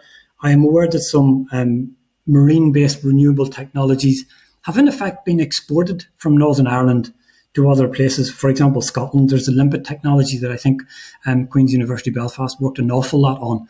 And yet that technology is being applied in other places rather than here. So it comes back to the question, I think, that Philip McGuigan asked earlier about the potential opportunities that we have. There are a lot of opportunities. We really could make a lot of positives from this. And I would just like to see more of that. Okay. One final point, Chair, and it's a small answer, I'm sure, and that is, why do we not reduce the use of lights on our streets or motorways or roundabouts, etc., to decrease the reliance on electricity and the generation of electricity? Yes, sorry, Morris. Again, very good point. And I think that might be the Department of Infrastructure who deal with that. So I think the question is probably better directed towards them. But yes, I think it's fair to say we shouldn't have lights on in the middle of the day along the roads, as I have seen myself. I think that's a waste of energy, and we need to be reducing our energy consumption as much as possible. So I would agree with you that is something that should be addressed. Okay, thank you for your patience. Thank you very much. And I want to just thank us, Laura, Phil, and Malachy, for coming here this morning, and for your attendance and for your very good answers and your presentation. So, okay, thank you very much, and we'll see you again. Okay. Thank you very much again for that. No problem at all. Take care. Okay, can members agree that we can put this the NIEL briefing paper on our committee webpage? Okay. Okay, members, what I'm proposing with your support, hopefully, is that we move directly to the oral evidence session on the climate NI. It's item 7 your agenda, and I can come back to item 6, which is a written briefing on the monthly update. So item 7 then is oral evidence session on the from climate NI. The briefing paper from climate NI is at page 77. I want to welcome by Starleaf Dr. Jade Berman, Acting Climate NI Manager, Stephen Jones, Acting NI Resilience Coordinator, and Ciarán Fox, Chair of NI Partnership. So I want to thank you very much. Sorry we're running a wee bit over time. We're a lot of enthusiasm on this topic. So I'd like to invite you to brief the committee, and members will ask some questions thereafter. And hopefully that their interference will disappear once the briefing commences. Chair, thank you very much for the welcome this afternoon. My name is Ciarán Fox and I'm the Chair of Climate NI, and my day job is as Director of the Royal Society of the Ulster Architects. Thank you for the opportunity to provide evidence today. Climate NI is a cross-sectoral network focusing on increasing the understanding of climate change impacts and risks within Northern Ireland and promoting actions necessary to address these. I'm joined today, as you mentioned, by 2 staff from the organisation, Dr. Jade Berman, who is the Acting Climate NI Manager, and Stephen Jones, who is the Acting Climate NI Resilience Coordinator. Climate NI is led by a steering group which represents organisations from across business, local councils, academia, the voluntary sector and government. It works with stakeholders to help develop policy, practice and implementation of climate adaptation, and more recently also mitigation across all sectors, but the focus over the last number of years has been on adaptation. An important characteristic of a diverse network made up of government and civil society actors is to have a variety of viewpoints and to seek, where possible, to find common ground on issues of importance. However, I should state for the record that neither our written brief today or our oral evidence is on behalf of our funding department or any other government department on the steering group. Climate NI does retain a degree of independence in that respect, so we are here today to share our expertise. As there will mitigation, as in actions to reduce the severity of climate change, including emission targets, we will be focusing our evidence mainly on adaptation. That's preparing for the impacts of climate change, both the risks and the opportunities. So really that sense of climate change is coming, we need to be ready. And really, for the purposes of today, focusing on how that can be strengthened within the bill. Of course, we're happy to give you brief answers on all of the areas requested by the committee's work. As an overall message to the committee, the best time for us to have taken climate action was, of course, in the past, but the next best time's now. The DAERA greenhouse gas emission stats were released yesterday, and there's only been a 1% decrease between 2018-19, and agriculture, land use and residential all increased when they should be decreasing. Northern Ireland needs to act now on front load cutting carbon and preparing for the future climate change, which is already locked in, as delays will cost money, lead to lost opportunities and cause damage, including loss of lives, property and nature, both locally and further afield. And just to give you a sense of scale, in April 2021, insurance firm Swiss Re stated that the economies of G7 nations contracted by about 4.2% on average in the coronavirus pandemic, and the economic losses from the climate crisis by 2050 would be roughly on the scale of suffering a similar crisis twice every year. The UK's economy would lose 6.5% a year by 2050 on current policies and projections. So this is why strengthening adaptation and cutting carbon as soon as possible must both be priorities for this bill. I'll pass now to Jade. Thank you, Ciarán. So we've provided the committee with a written brief, so we will now provide a summary of some of those key points raised. So as Ciarán has iterated, even if we stop all emissions immediately, we have already baked in, as they said this morning, for climate risk change. Even if we stop now, we've locked in a certain amount of climate change. Therefore, it is essential that the bill includes explicit reference and action in relation to adaptation. So climate change adaptation is the process of adjusting to current or expected climate change and its effects, as well as mitigation, which are those actions which limit global warming and its related effects. So adaptation should be given equal importance in the opening text and the rest of the climate change bill, in addition to the use of IPCC definitions of key phrases such as resilience. The Climate Change Committee stated in its 6th carbon budget report that even if the Paris goals are delivered in full and global temperature rise is limited to 1.5 degrees, there will still be further impacts from climate change beyond those already occurring today. If the Paris goals are missed, the global and UK impacts will be even more severe. The UK needs to increase its ambition, and that means us as well, on climate change adaptation, as it is not even prepared for a 1.5 to 2 degree world. For Northern Ireland, climate change means we will experience warmer, wetter winters with more intense rainfall and hotter, drier summers. However, cold snaps, drier winters and wet summers will still occur. Therefore, we need to be prepared for a much greater range of extremes. The Met Office projections are that Belfast will see at least 11 centimetres under the lowest emission scenarios, and we're currently on projection for 94 centimetres of sea level rise by the end of the century under the current emissions scenario. All of this will have an effect on how people live, work and play, and we'll have to deal with a range of opportunities and challenges in relation to issues such as food, which we can grow locally, and also what we can import. The independent climate change risk assessment from the Climate Change Commission was published today, and it was supported by over 450 experts, including ourselves, and they've identified 61 risks and opportunities for the UK, of which more action is now needed for Northern Ireland to address 31 of them, and further investigation, this means the data is lacking, is urgently required for 19 of them.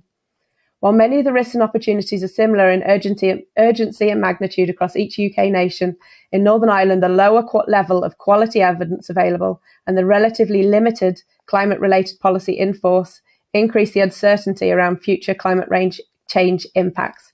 Changing climate change conditions and extreme weather event impacts may also be exacerbated in future due to the degraded state of the natural environment and the interactions with external factors such as pollution, overfishing and land use. According to the Northern Ireland Flood Risk Assessment in 2018, approximately 45,000 properties, that's about 5% of Northern Ireland, are already at risk of significant flooding. Social disadvantage, as measured through the metric of relative economic pain, which is the ratio of uninsured loss to income, is greater on average in Northern Ireland than anywhere else in the UK under all of the climate scenarios today. Belfast is one of the 10 UK local authority areas which account for 50% of the socially vulnerable people living in areas at flood risk, third highest in the UK, while Derry and Strabane is 8th highest on the social flood risk index. This is in part the reason why it is essential to have a just transition as part of the climate bill, and Scottish principles of a just transition taking into account regional economies and societies. And I'm now going to hand over to Stephen for another part of our brief. Hiya, thank you very much. So really, we need statutory reporting mechanisms for mitigation and adaptation. So this also includes clear reporting and communication to the public on these issues as well. Adaptation seeks to prepare for climate impacts while also accounting for uncertainties. So it's a process of continuous improvement and building resilience which matures over time. The introduction of a flexible and positive reporting for government, major public bodies, corporate actors and smaller sectoral bodies will help government understand our progress in building resilience and against some of the huge and pressing issues that Jade has covered there already. It allows us to build adaptive capacity, which in turn plays a key role in building resilience across society, and that's going to be really important as we move forward. We propose that adaptation reporting should be strengthened in the climate action plans in the bill, So this could use a 3-point approach to ensure that it delivers the best outcome for Northern Ireland. All of this is covered in the written brief. But in short, we firstly need a mandatory adaptation reporting power for major public bodies here. There is no adaptation reporting power for public bodies in Northern Ireland, but there is in both the UK and the Scottish Acts, where they are able to direct major players to prepare a report. So these could be, for example, local councils, significant infrastructure operators and regulators, and they must state then how they're progressing on resilience to climate impacts. So this process is currently voluntary in England and Wales, although the Climate Change Commission have strongly recommended that it should be mandatory, as is the case in Scotland. And of course, the definition of major players can be amended to the thresholds and unique characteristics and scale of Northern Ireland. Adaptation reporting has made a significant contribution in the UK to increasing action, particularly in sectors where there has been limited previous work. So a 2017 review of the UK Power concluded that it, quote, had raised adaptation to board level and embedded climate change risks within organisations' corporate risk management procedures, end quote. This ensures public bodies work towards understanding their climate risk and preparing their staff, their assets and their services. This systematic approach to climate change risk management across the region will help to safeguard public services and infrastructure so they're resilient to climate change. And it also helps to monitor how prepared key sectors are, as well as enabling government to track progress towards adaptation targets outside of the department reporting, which is required under Section 60 of the UK Climate Act. So on that point, secondly, monitoring and evaluation under the UK Act is currently undertaken internally by government departments rather than an independent external review. In comparison, adaptation programmes in England and Scotland are subject to rigorous independent review by the Climate Change Committee. So there should be a stronger duty, we feel, in this bill on all NI government departments to report on their adaptation and mitigation progress and to provide transparency by requiring independent reviews of Northern Ireland adaptation programmes by an independent NI Climate Office or a UK Climate Change Expert Committee. And then thirdly and finally, on this point of reporting, as mentioned in our written brief, we strongly recommend that there should be a programme of voluntary adaptation and mitigation reporting for civil society as well. So that's private sector, academia and community and voluntary sector. This again comes back to that capacity issue across society. There's a need for greater support to enable organisations outside the public sector to report and to act on climate risk. So this reporting has begun in a limited way through the Civil Society and Local Government Adapts chapter that we developed for the most recent NI Climate Change Adaptation Programme. But to effectively plan and implement action at all levels, this work should be expanded to further provide support and clear progress from this important section of society. So this would also link in then with other initiatives such as the UK Task Force on Climate-Related Financial Disclosures, or TCFD, which I'm sure you've heard quite a lot about as well. Jade.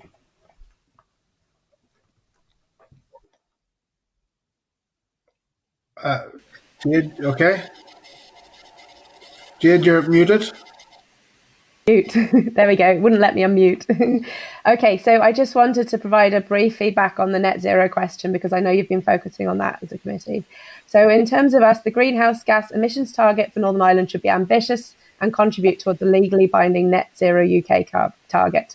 So things to consider is that UK is hosting COP26 and there is significant momentum signing up all sectors of society to the race to zero and the race to resilience.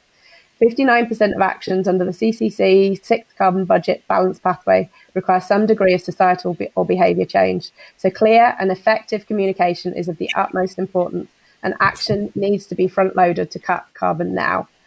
The CC Advisory Group on the costs and benefits of net zero noted that one advantage of a net zero versus another target is that it removes uncertainty and the temptation of sectors to lobby for the larger share of the remaining emissions. The clarity of a net zero goal coupled with good policy design could help stimulate innovation across all sectors and cut the cost of capital, therefore bringing down the overall cost of mitigation. However, we recognise that the CCC have provided guidance on a target for at least 82% for all greenhouse gases, and with the potential for almost reaching net zero by 2050 for CO2. However, the clarity of communication of a net zero target is something to be considered, even if Wales and Scotland are currently not hitting their targets. If the government chooses an alternative to an overall net zero target, it must ensure there is a clear government vision for what share of the remaining greenhouse gas capacity is shared and by which sector.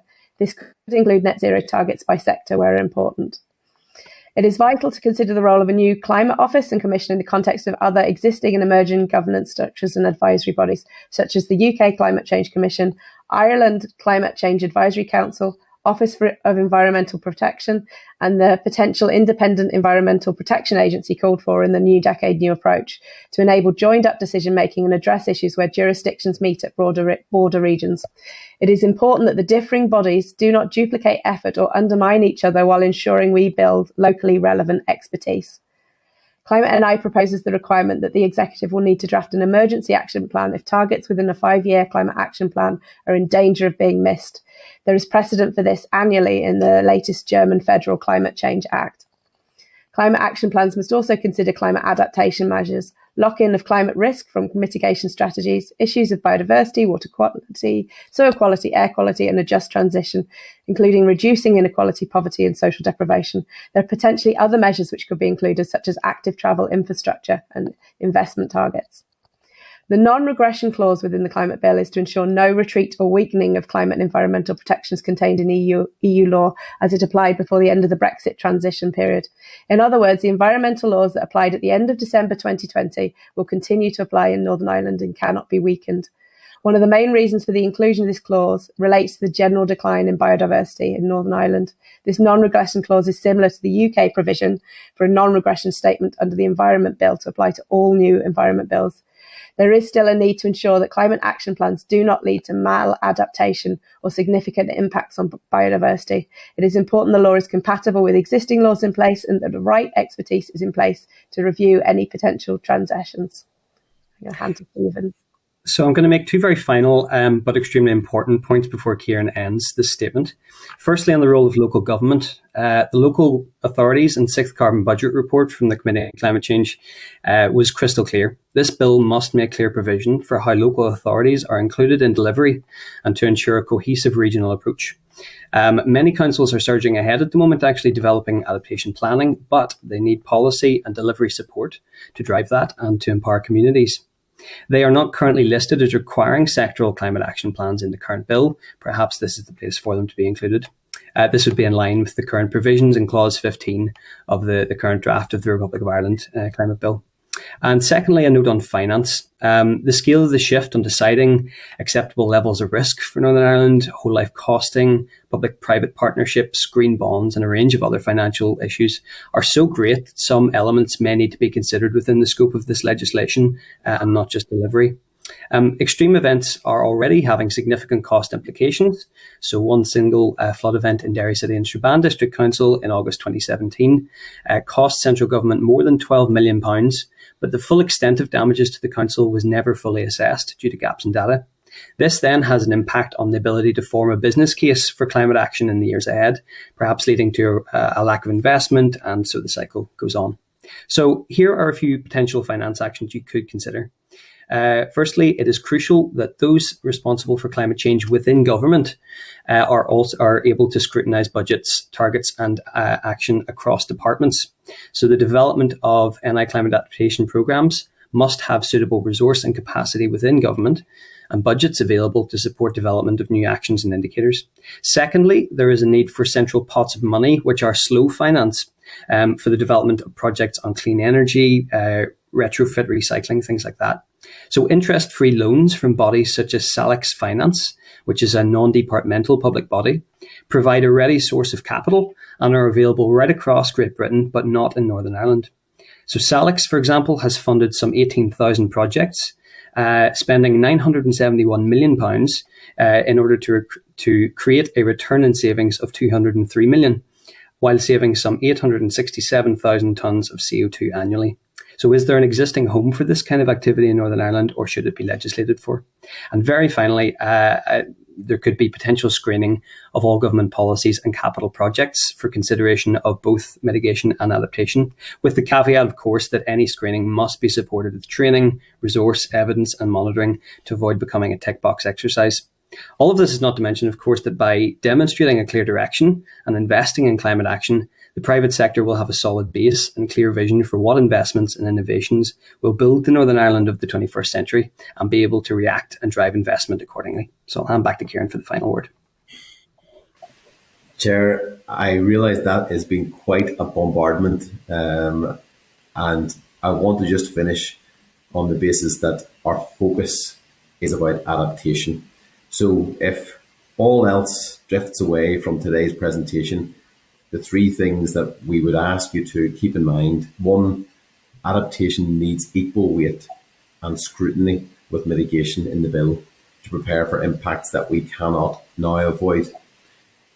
Secondly, adaptation and mitigation duty for reporting on all departments and major public bodies must be mandatory and independently reviewed. And thirdly, the role of local government needs to be considered as a sector within the legislation, both in terms of developing climate action plans, but also perhaps considering what legislative drivers are required in terms of finance for implementation of this plan. Thanks again for your time this afternoon, and we're happy to take questions. Thank you. That was very helpful and very detailed, and thanks for summarising into those points at the end, Ciarán, too, which are also very helpful. I'll move around the room first. Claire, you're first on the list here to speak. We've a bit of interference there. If the technical people could try to see could it be addressed. Claire, can you hear me there? Claire, you might be on mute. No, I'm not unmuted. We got you now. We hear you now. I'm never muted, you know that. I'm going to have the mute button now. Thanks very much, Chair. And I want to say thanks very much to Climate NI. I mean, that was a really, really comprehensive written briefing that you've sent in as well. And absolutely, there was loads in the oral there too. And I want to also say a special thank you for the suggested amendments that you've sent through, because I found those really helpful. And just as lead sponsor of the bill, declaring the interest as well, I'd be really keen to follow up with you outside of the committee if you would be willing, just for a more in-depth look at those. If that's okay, I'll give you a shout afterwards. But I suppose for now, I would like to ask you how you feel those amendments that you're suggesting differ from what is laid out under Section 60 of the UK Climate Act, which sort of deals with all the programmes for adaptations to the climate change for Northern Ireland. And just in case I don't get back in again, we'll get timed out here by the chair. I'm going to sneak in a second one if possible. And again, Ciarán, thanks for highlighting the really pretty shocking statistic that were identified in the UK Climate Risk Independent Assessment Report that was launched today. And then Stephen as well, you went into a lot of detail about local government in particular. But even those stats that we were seeing this morning, I mean, they're even shocking in our own Northern Ireland track record terms, and we've been consistently poor. So I'd like to know if you'd have any thoughts of what kind of capacity building or development of expertise needs to happen across Northern Ireland, whether in central or local governments and departments, but also in public bodies.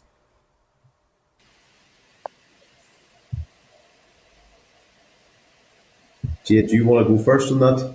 Yeah, that's okay. So on the very first point that you raised, Claire, in terms of us being able to give you a meeting and sort of go through some of our points in more detail, that's no problem. Yes, we'll sort that out. And in terms of the next bit on Section 60, so Section 60 is the part of the UK Climate Act which deals with Northern Ireland in relation to adaptation. And it is a bit limited in terms of scope. It's what we have to do at the moment. So in terms of what it says, it's the duty of the relevant Northern Ireland department to lay programmes before the Northern Ireland Assembly, setting out the objectives of the department in relation to adaptation to climate change, the department's proposals and policies for meeting those objectives, and the timescales for introducing those policies and proposals, and an assessment of the progress made towards implementing objectives, proposals and policies set out in earlier programmes. So there's a couple of things which are absent from that. So the duty only sits with the relevant Northern Ireland department, and we recommend that it should cover all departments, because climate change is not just your department part, it covers all of them and is relevant to all of them, and they should all be on top of this and finding out what's happening. So that's important. So that's why we suggest about the adaptation reporting power, which emanates at this Act from England, but sits with the Secretary of State for Northern Ireland rather than with the Assembly at the moment. So that's something to think about. The assessment of this reporting is not required currently to be independent, which is not something Northern Ireland is missing in comparison with the other countries within the other regions or countries within the UK. So that is something that's really important, because the Climate Change Commission have provided really good, rigorous feedback on how the actions that are being planned to take or have been taken actually impact on that risk, which you've seen from the report this morning. There is significant risk and less data here for Northern Ireland. So without that assessment, reportment can remain quite loose in terms of iterative adaptation processes, budgets and financing, and it might not respond to all the risks, which is also important to respond across all the risks. And there's no assessment of the linkages between adaptation and mitigation, because quite often there's an interplay between the two. Just to give an example of Scotland, Section 53 of the Climate Change Scotland Act 2009 requires Scottish ministers to lay a programme before the Scottish Parliament that sets out. So apart from their objectives and proposals, but they also say the arrangements for involving employers, trade unions and other stakeholders in meeting those objectives, and the mechanisms for ensuring public engagement in meeting those objectives, and also the period, so it gives a time frame within which they have to be introduced. And then they have to report on a similar scale to us, to the UK government as well. And that has been built on with, they've then got a duty of public bodies reporting requirements order, which came out in 2015, and they amended that in 2020 as well. So they're also to look at for the range of public bodies that they include when you're considering who our major bodies are over here. And now, you pick up on capacity building there, Stephen? I can pick up. Yeah, I'll pick up briefly on the second point. So again, I've thrown a lot of information at you there today. So hopefully that was clear enough, and happy to follow up, of course. So I suppose, as I say, there's this pretty transformative action that's required. So in terms of the capacity in government, obviously there's really important role for that independent body. So whether that is the CCC going forward or the Climate Commissioner is listed in the bill, whatever role that might take, it's really important that the folks who are responsible for climate change in government itself can also have oversight of the budgets and targets and action across the other departments. So that also links to the point that Jade just made as well, to building the capacity in government to actually do that as well. I think probably also there's a need for like a coordinated network of practitioners and experts more generally in Northern Ireland on this. So time and resource within government is also an extremely important piece of the puzzle. I mean, this may include, for example, expanding a central programme of technical climate expertise, which could be accessed by public bodies such as local authorities. I think it's also extremely important that there's a communications element to this. So that would be both within departments and also for the general public as well. So there's a real need to build capacity right across society to ensure that the 59% of behavioural change actions are more likely to take place, essentially. So just very finally, I suppose there's a range of capacity building actions across other jurisdictions. The Republic of Ireland currently training every single person in their local authorities on climate change. The Future Generations of Wales office have produced a 10-point plan on funding the climate emergency through their public sector. There's a programme of climate literacy across the full department of BASE in England. And so there's lots of kind of training. I think also the finance and the evidence base are also notable kind of absences in some respects as well. So again, lots of information, but hopefully that answers some of your questions. Don't worry. Okay, Claire. Just to finish off on that one, Chair, data and evidence is also a really important piece of this jigsaw. If we're trying to kind of guess where we are, we're always going to be, facing challenges as to whether this is the right thing. Are we doing the right thing? Are we not? Are we being successful? We need to invest in getting the data and evidence in place. And it's not one of those things. In the past, up until now, it's been sort of like the loose change down the back of the sofa has been thrown at this stuff. And that just doesn't cut it.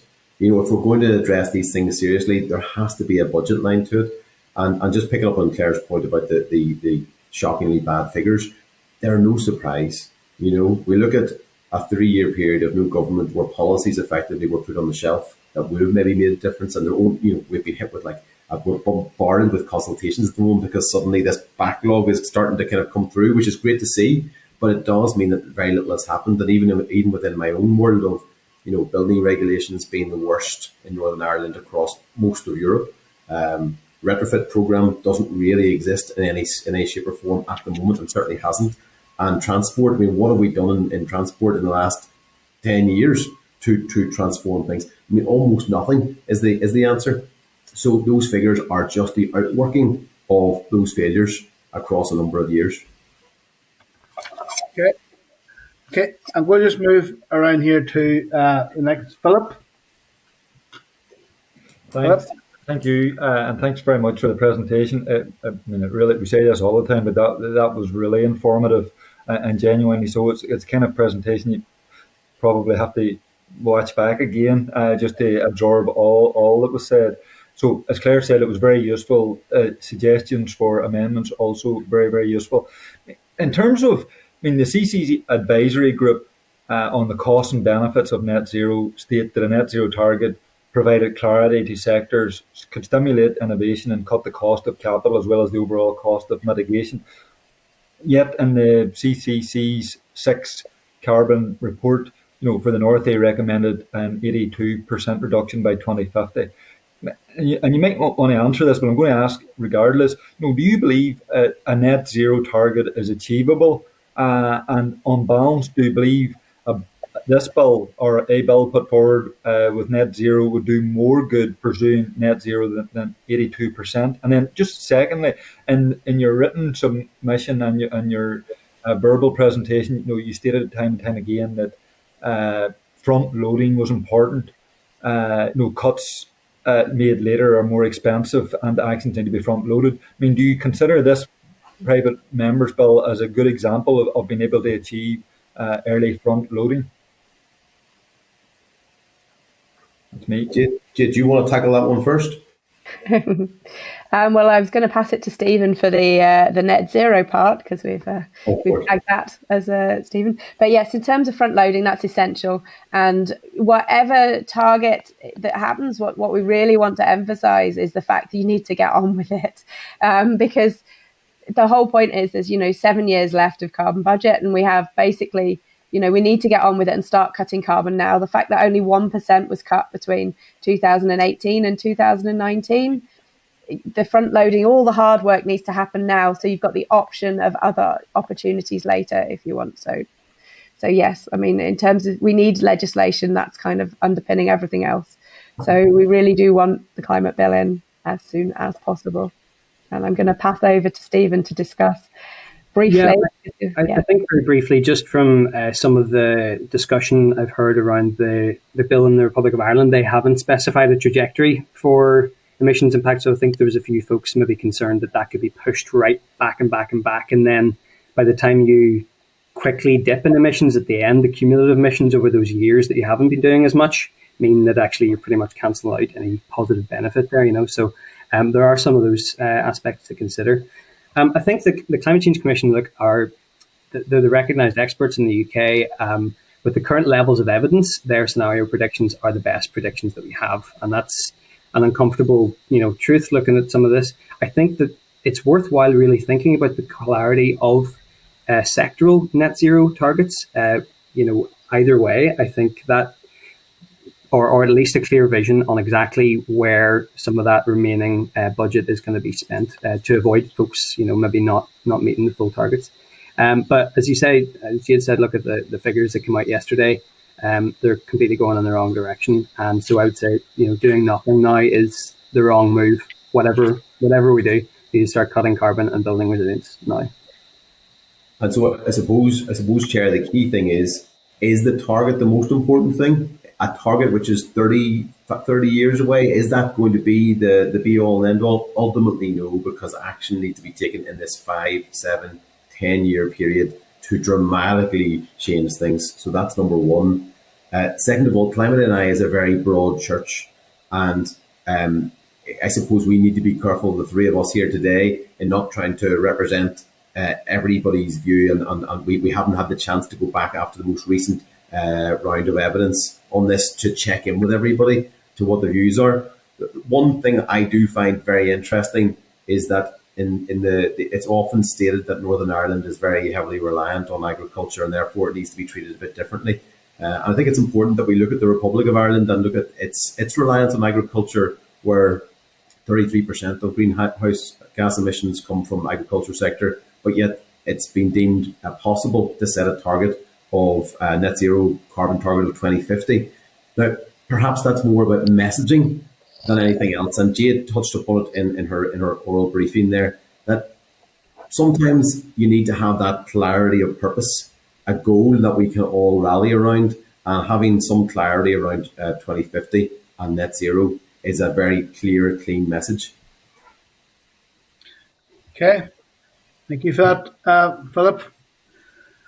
Okay, that was extremely very good. Jade, Ciarán, and Stephen, very informative, very helpful, and there's some great ideas there that you raised with us. And I look forward to engaging with you again. It was extremely helpful. So thank you very much, and we will be in contact with you as the legislative process unfolds for this. Okay, so thank you. Take care. All the best. Thank you very much. Cheers. Good luck. Okay. Okay, members. I'm going to. Can we get agreement to publish the Climate NI briefing on the committee webpage? Okay. Okay, members. Item 8 here now is the horse racing amendment bill 2021. Research paper is at page 94, and we have Mark Allen here on Starleaf. Mark, do you want to brief the committee on this? Good morning. Thank you, Chair. Can you hear me? Yes, Chair. Yes, Mark, we got you. Thank you, Chair. I realise that you're tight for time on it, so I'm going to try and condense the presentation. As you said, the paper is found in pages 94 to 108 in your pack. As I say, I'm really just probably going to focus on the actual issues, maybe one or two contextual things, and then I'm quite happy to take questions. I suppose the first thing to say, I suppose you're well aware of the rationale for the bill the department has brought in relation to enable payments to the two racecourse operators at Down Royal and Downpatrick. The horse racing fund approximate income is about £350,000 a year. There have been no payments made from that fund since 2019, which, as you will remember from the departmental presentation a number of weeks ago, there's reckoned to be about £680,000 in the fund at the minute. Two reasons that fund hasn't been able to pay out. Firstly, there was the change of ownership that occurred at Down Royal Racecourse on the 1st of January 2019. And secondly, in relation to Downpatrick Race Club, who are a named beneficiary of the fund, that wasn't able to progress as the department were actually seeking EU state aid approval for the fund, which they then withdrew. And I suppose at the period we're at now, we're actually post EU state aid implications for ourselves because the transition period ended and the protocol doesn't apply. So that's, I suppose, just a very quick reason for the outline of the reasons for the bill. In terms of the specific content of the bill, again, I'm not going to really dwell because I will come to this in the issues, but you can see really on pages 101 to 102 of your pack, I set out the actual clauses within the table. And it's really, I suppose, particularly clauses 1 to 3 that deal with the actual changes which the bill is proposing to the 1990 order. Clause 1 really, I suppose, looks at the horse race course operators, which is the substantive part around, I suppose, changing the definition to enable the new operator at Down Royal to access the fund. And clause 2, I suppose, looks really at the more general issues pertaining to the horse racing fund and its operation. And then there's a number of minor and consequential amendments which are made through the provisions of clause 3. I do want to say a wee bit just in relation to the public consultation. The proposals were consulted on the 12th of May 2020 and closed on the 25th of June 2020. This was the consultation document at that time explicitly identified the purpose of the public consultation as being to seek views on a proposed amendment to the name of the beneficiaries of the horse racing fund, so that the current operators of Down Royal Racecourse were eligible for support under the fund. It's also, I think, useful to highlight the fact that as well as looking at that specific issue, the consultation document also gave respondents the opportunity to comment on wider aspects around the operation of the fund and indeed the order. There were a total of 11 written responses, and with regard to the proposed amendment of the named beneficiaries, 6 respondents were fully in favour. I've listed those there.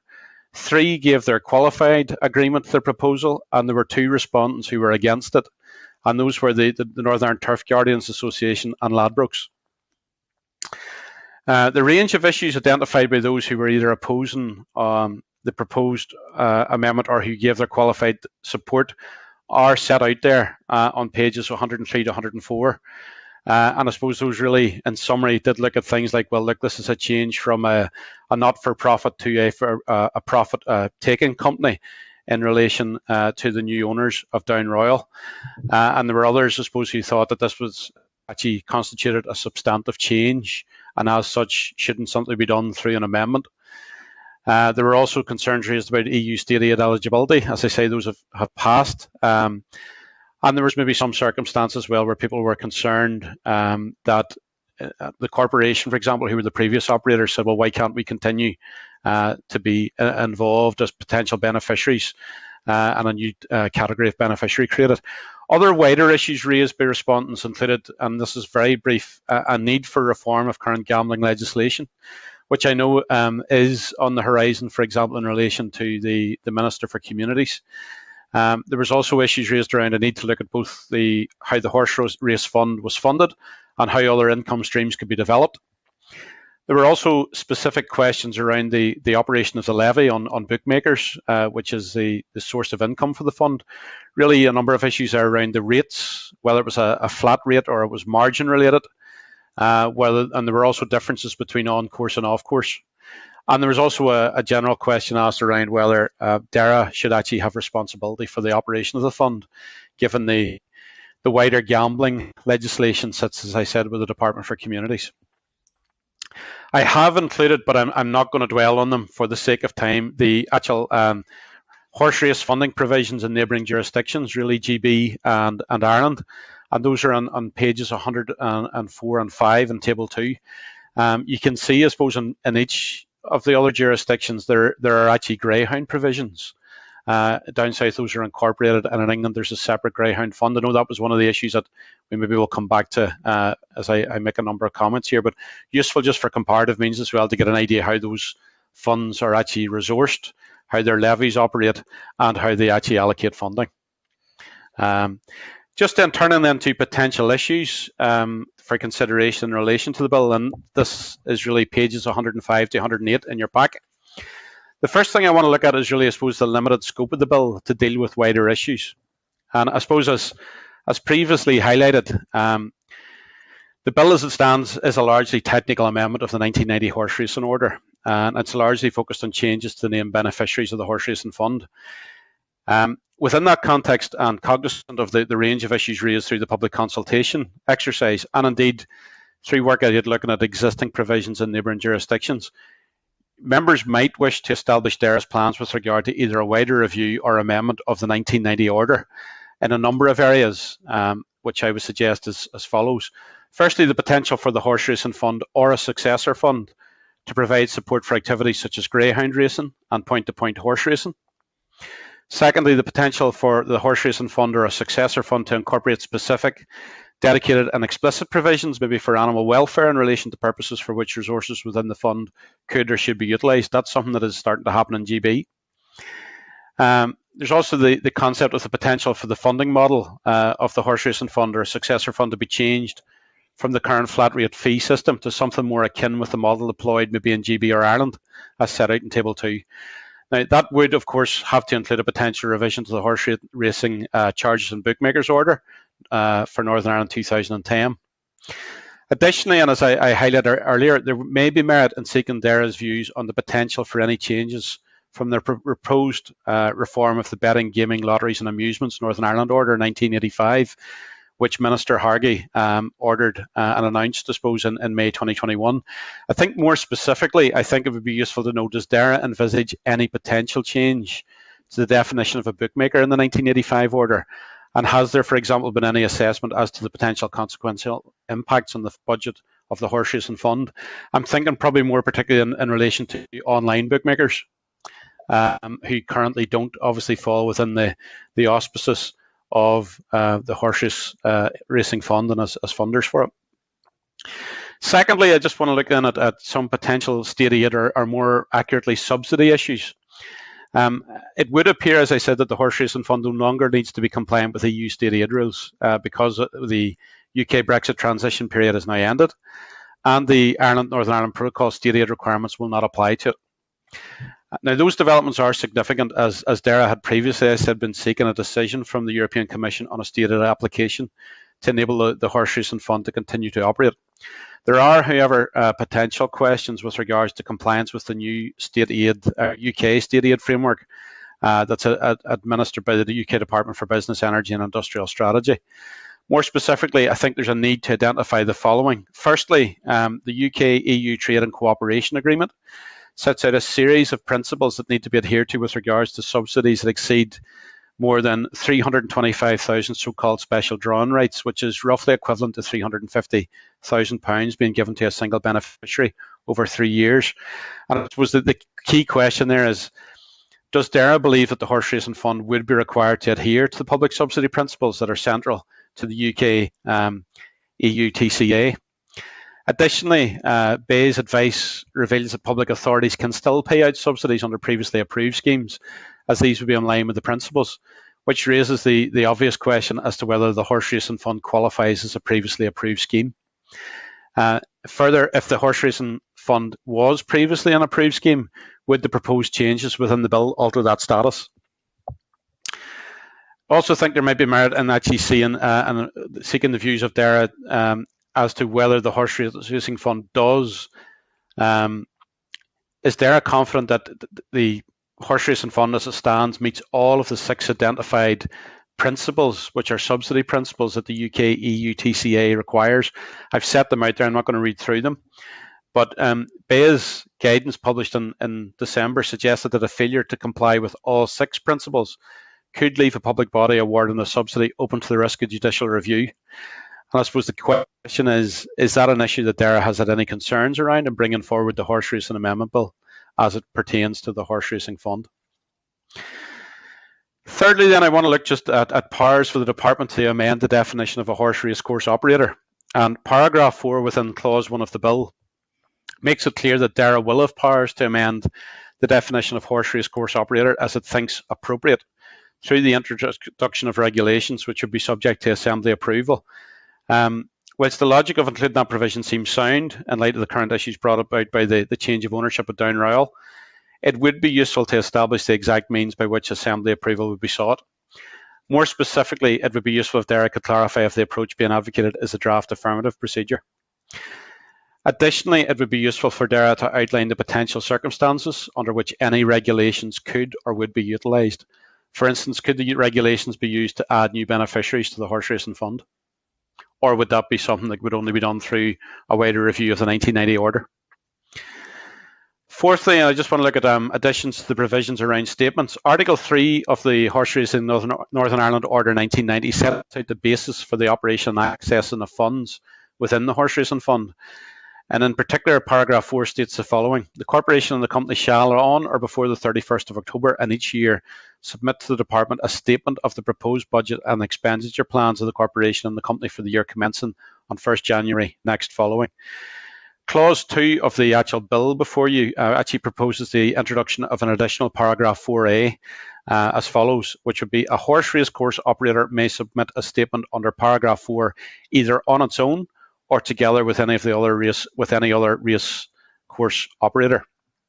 It would be useful, I think, for DAERA to answer a number of questions around the rationale for the new paragraph, namely, what was the approach taken by both the corporation and the company historically, i.e. did they generally submit a joint statement to the department? Were there any instances where the corporation or company submitted separate statements to the department? Did paragraph 4 within Article 3 of the 1980 order explicitly prohibit submission of separate statements by the corporation or company? Does the proposed addition of paragraph 4A suggest that there may not be a collaborative working relationship between the racecourse operators at Down Royal and Downpatrick going forward? And building on the previous point, would the submission of separate statements present challenges to DAERA? Furthermore, what process or criteria does DAERA use to allocate funds to the racecourse operators? Is there an equitable split? And would the facility of separate statements raise the possibility of both racecourse operators competing against each other in their applications for support under the fund, particularly if it was an open call, if there wasn't an allocating formula? Finally, I just want to go on into the final point, is that the omission of Article 3, paragraph 6 from the 1990 order Paragraph 6 of Article 3 within the 1990 order provided a means for DAERA to make payments from the horse racing fund to the Irish Turf Club. This provision only applied to funds being used to provide or supplement prize money. And Clause 2, Paragraph 7 of the bill before you now proposes the omission of this provision. There could undoubtedly be a sound logic to that decision, because the Irish Turf Club ceased to exist in 2018 and was then replaced by the Irish Horse Racing Regulatory Board. It could nonetheless be useful to get answers to a number of questions as follows. Firstly, how commonly was the option to pass monies from the Horse Racing Fund to the Irish Turf Club utilised? And secondly, what has determined DAERA's decision to omit the provision rather than seek to update or change the name of the potential beneficiary to either the Irish Horse Racing Regulatory Board or another body? Chair, that is a very quick fly through. I'm more than happy to take any questions, but thank you for your time. Mark, thank you very much for that there. Very detailed piece of work on briefing, as always. We've had this in the chamber debated a number of times, and your input here today has been really helpful. I think that I don't have any members who want to ask any specific questions on it. We've read it, and most of us have participated in the debate on this as well. So, Mark, I just want to thank you very much for attending here this afternoon, and for providing your briefing paper. Okay. Thank you, Chair. And sorry, I should say as well, I'm just you want to online that. So the public, we're moving ahead then with the page 109 in our pack is a public notice. It starts at page 116. I'm sorry, Mark, or not Mark, Nick, the clerk, do you want to give the committee a quick briefing on the work plan on the committee stage for the horse racing amendment bill? Thank you, Chair. Yes, just refer members to the memo in the packet, page 109, excuse me, which sets out really following Mark's briefing on the proposed way forward to get call for evidence on the horse racing amendment bill.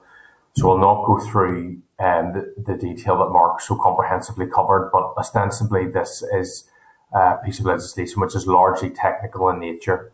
And the ultimate goal is to facilitate resumption of payments from the Horse Racing Fund to Downrow and Downpatrick. Now, of course, in Mark's briefing, he did touch on a wide range of issues that the committee may wish to take into consideration before it lays its final report. But within the memo at page 110, I've outlined a proposed way forward with regards to how the committee may wish to gather evidence on the amendment bill. So a proposed way forward is, obviously we've had the raised briefing scheduled today, and it is suggested that now going forward that the committee team would facilitate a written call for evidence over the summer period to allow interested stakeholders to give their feedback. And if members are content, given our recent experiences and success with using the citizen-based platform to call for evidence on the climate change bill, the proposal would be that we also use citizen space to collect evidence from stakeholders on the horse racing amendment bill. It is proposed that we would make that live from the 23rd of June until the 20th of August, so for a period of 8 weeks. And the reason why that suggested time frame is put forward is because it's recognised that obviously that will hit the peak holiday time, and it will be less than ideal to collect evidence. But nevertheless, that time frame is proposed so that the committee team can gather all submissions before resumption of the Assembly in the autumn time, and hopefully we would be in a well-informed position for the committee to finalise its considerations on this bill towards late September. Just also to say, given the narrow and fairly technical scope of the bill, we're not anticipating a very large response to the call for evidence. Could be proven wrong, but we're really expecting just a very small number of interested stakeholders to give their feedback. And it's proposed that we will, via the Assembly's communications team, put out a public notice in the major newspapers about our call for evidence, and the committee team will also send out the call for evidence link to a targeted list of stakeholders, which is in Appendix 1 to the memo via email. In terms of the questions that we would propose to ask stakeholders about, obviously about the primary objectives of the bill and whether stakeholders agree with the objectives to change the named operator of Down Royal Racecourse and to enable resumptions of payments from the fund. We will also propose to ask stakeholders if they agree with the proposed amendments to change the definition of a horse racecourse operator within the bill and their views on this. As Mark touched on in his briefing, we'll also ask stakeholders' opinion about the proposal to bring about any future changes through a resolution of the Assembly and of the amendments with the wording in the bill that will allow the racecourses to submit financial statements together. And of course, then we will also give stakeholders the opportunity to, via an additional information question, to provide any views, comments or feedback that they feel the committee should be aware of. The committee team also proposes that we would schedule a small number of stakeholders to brief the committee orally in September, and that may include the department and representative owners from Down Royal and Down Patrick racecourses at a minimum. So, Chair and members, if members are content with that plan, the committee team is happy to facilitate that and take forward the actions with the citizens-based site and the Assembly Communications team. Thank you, Chair. Yeah, and Nick, also a signposting ad in the papers, is that right as well?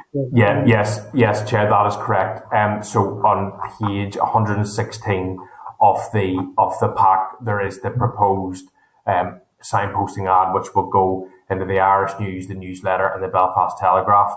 I did discuss this matter with the Assembly Communications Manager, and we felt that given the relatively narrow scope of this legislation, that a wider engagement strategy probably wasn't warranted in this aspect, and felt that simply going with the default signposting would be sufficient. Okay, members okay with that proposed course of action? Okay, I'm going to jump back now to item number 6 before we go to correspondence. It's the monthly update, the written briefing COVID-19 monthly update. It's at page 41. There's a couple of sort of headline points that we might want to consider. The rollout of the £60 payment to 1,600 Catholic students to help address digital poverty. Members, could you just mute there some of this?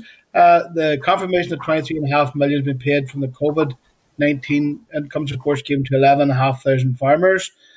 The department is bringing forward secondary legislation to the committee on the 24th of June, which is next week, to enable compensatory payment to sheep, pig and potato farmers following the losses associated with COVID-19. The Environment Agency and Queen's are currently taking forward a COVID-19 surveillance scheme in wastewater outlets. And the department's latest COVID-19 environmental impacts dashboard highlights that in 2020 there was a significant drop in NO2 levels compared to previous years, and an increase in reports of waste crime. Members, if you have any questions relating to that monthly report there from the department, could you please fire it on to Nick at your earliest opportunity. Members, jumping back now to item 9 on the agenda is the correspondence. Page 121 on your agenda, on your packs. Members, okay that we action the correspondence as suggested on the index page 118. Okay. Forward work programme, page 188. We have 2 stakeholder events for the climate change bill taking place tomorrow from 10 o'clock and at 6:30 p.m. Members will be emailed, and the relevant details on the Zoom platform will be used for these events. I want to remind members there'll also be an additional virtual meeting on the 23rd of June, which is this day week, at 2:30 to discuss and agree the report on the investigation into the security issue at the ports. I want to advise members that the meeting on the 8th of July will feature an oral briefing from the department on the consultation on the eradication of TB, which the department hopes to run over the summer period. And Claire, do you want to bring in a question there? Come down any other business. Sorry, can I seek agreement in the forward work programme? Okay, members, just coming to AOB, and Claire has indicated she wants to raise a question under any other business. Thanks, Chair. And it's to do with the sessions tomorrow with the stakeholders on the climate bill. And I know that I know we're limited in getting everybody in, but I was wondering if at this stage whether anybody else can be invited. I know that, for example, Farmers for Action want to be included in discussion. And well, that's just one to name, but there are a few others, but I just don't know how that process might work or if it's too late. Nick, you're muted. You're muted, Nick. Apologies, I muted myself. Claire, yes, Claire, we can try and get an invite to them for the 10 o'clock session. I can see if we can do that immediately. Now, we did issue it out to that full range of lists, so I hope that I hope we haven't missed anybody on that, but I will endeavour to try and get an invite out to them this afternoon and see if they are available for that 10 o'clock session.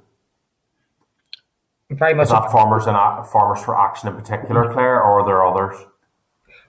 I'll follow up with you, maybe Nick in the background. Okay. I'll have a wee chat, but I know that they were very keen to attend tomorrow. Okay. If possible. We'll do our best. Okay, members, so apart from the two stakeholder events tomorrow, the next meeting of the committee will take place this day week, which is Wednesday, the 23rd of June at 2:30. So, folks, take care and stay safe until then, and we'll adjourn the meeting. Okay, folks? Take care. Thanks very much. Bye now. Take care. Bye-bye.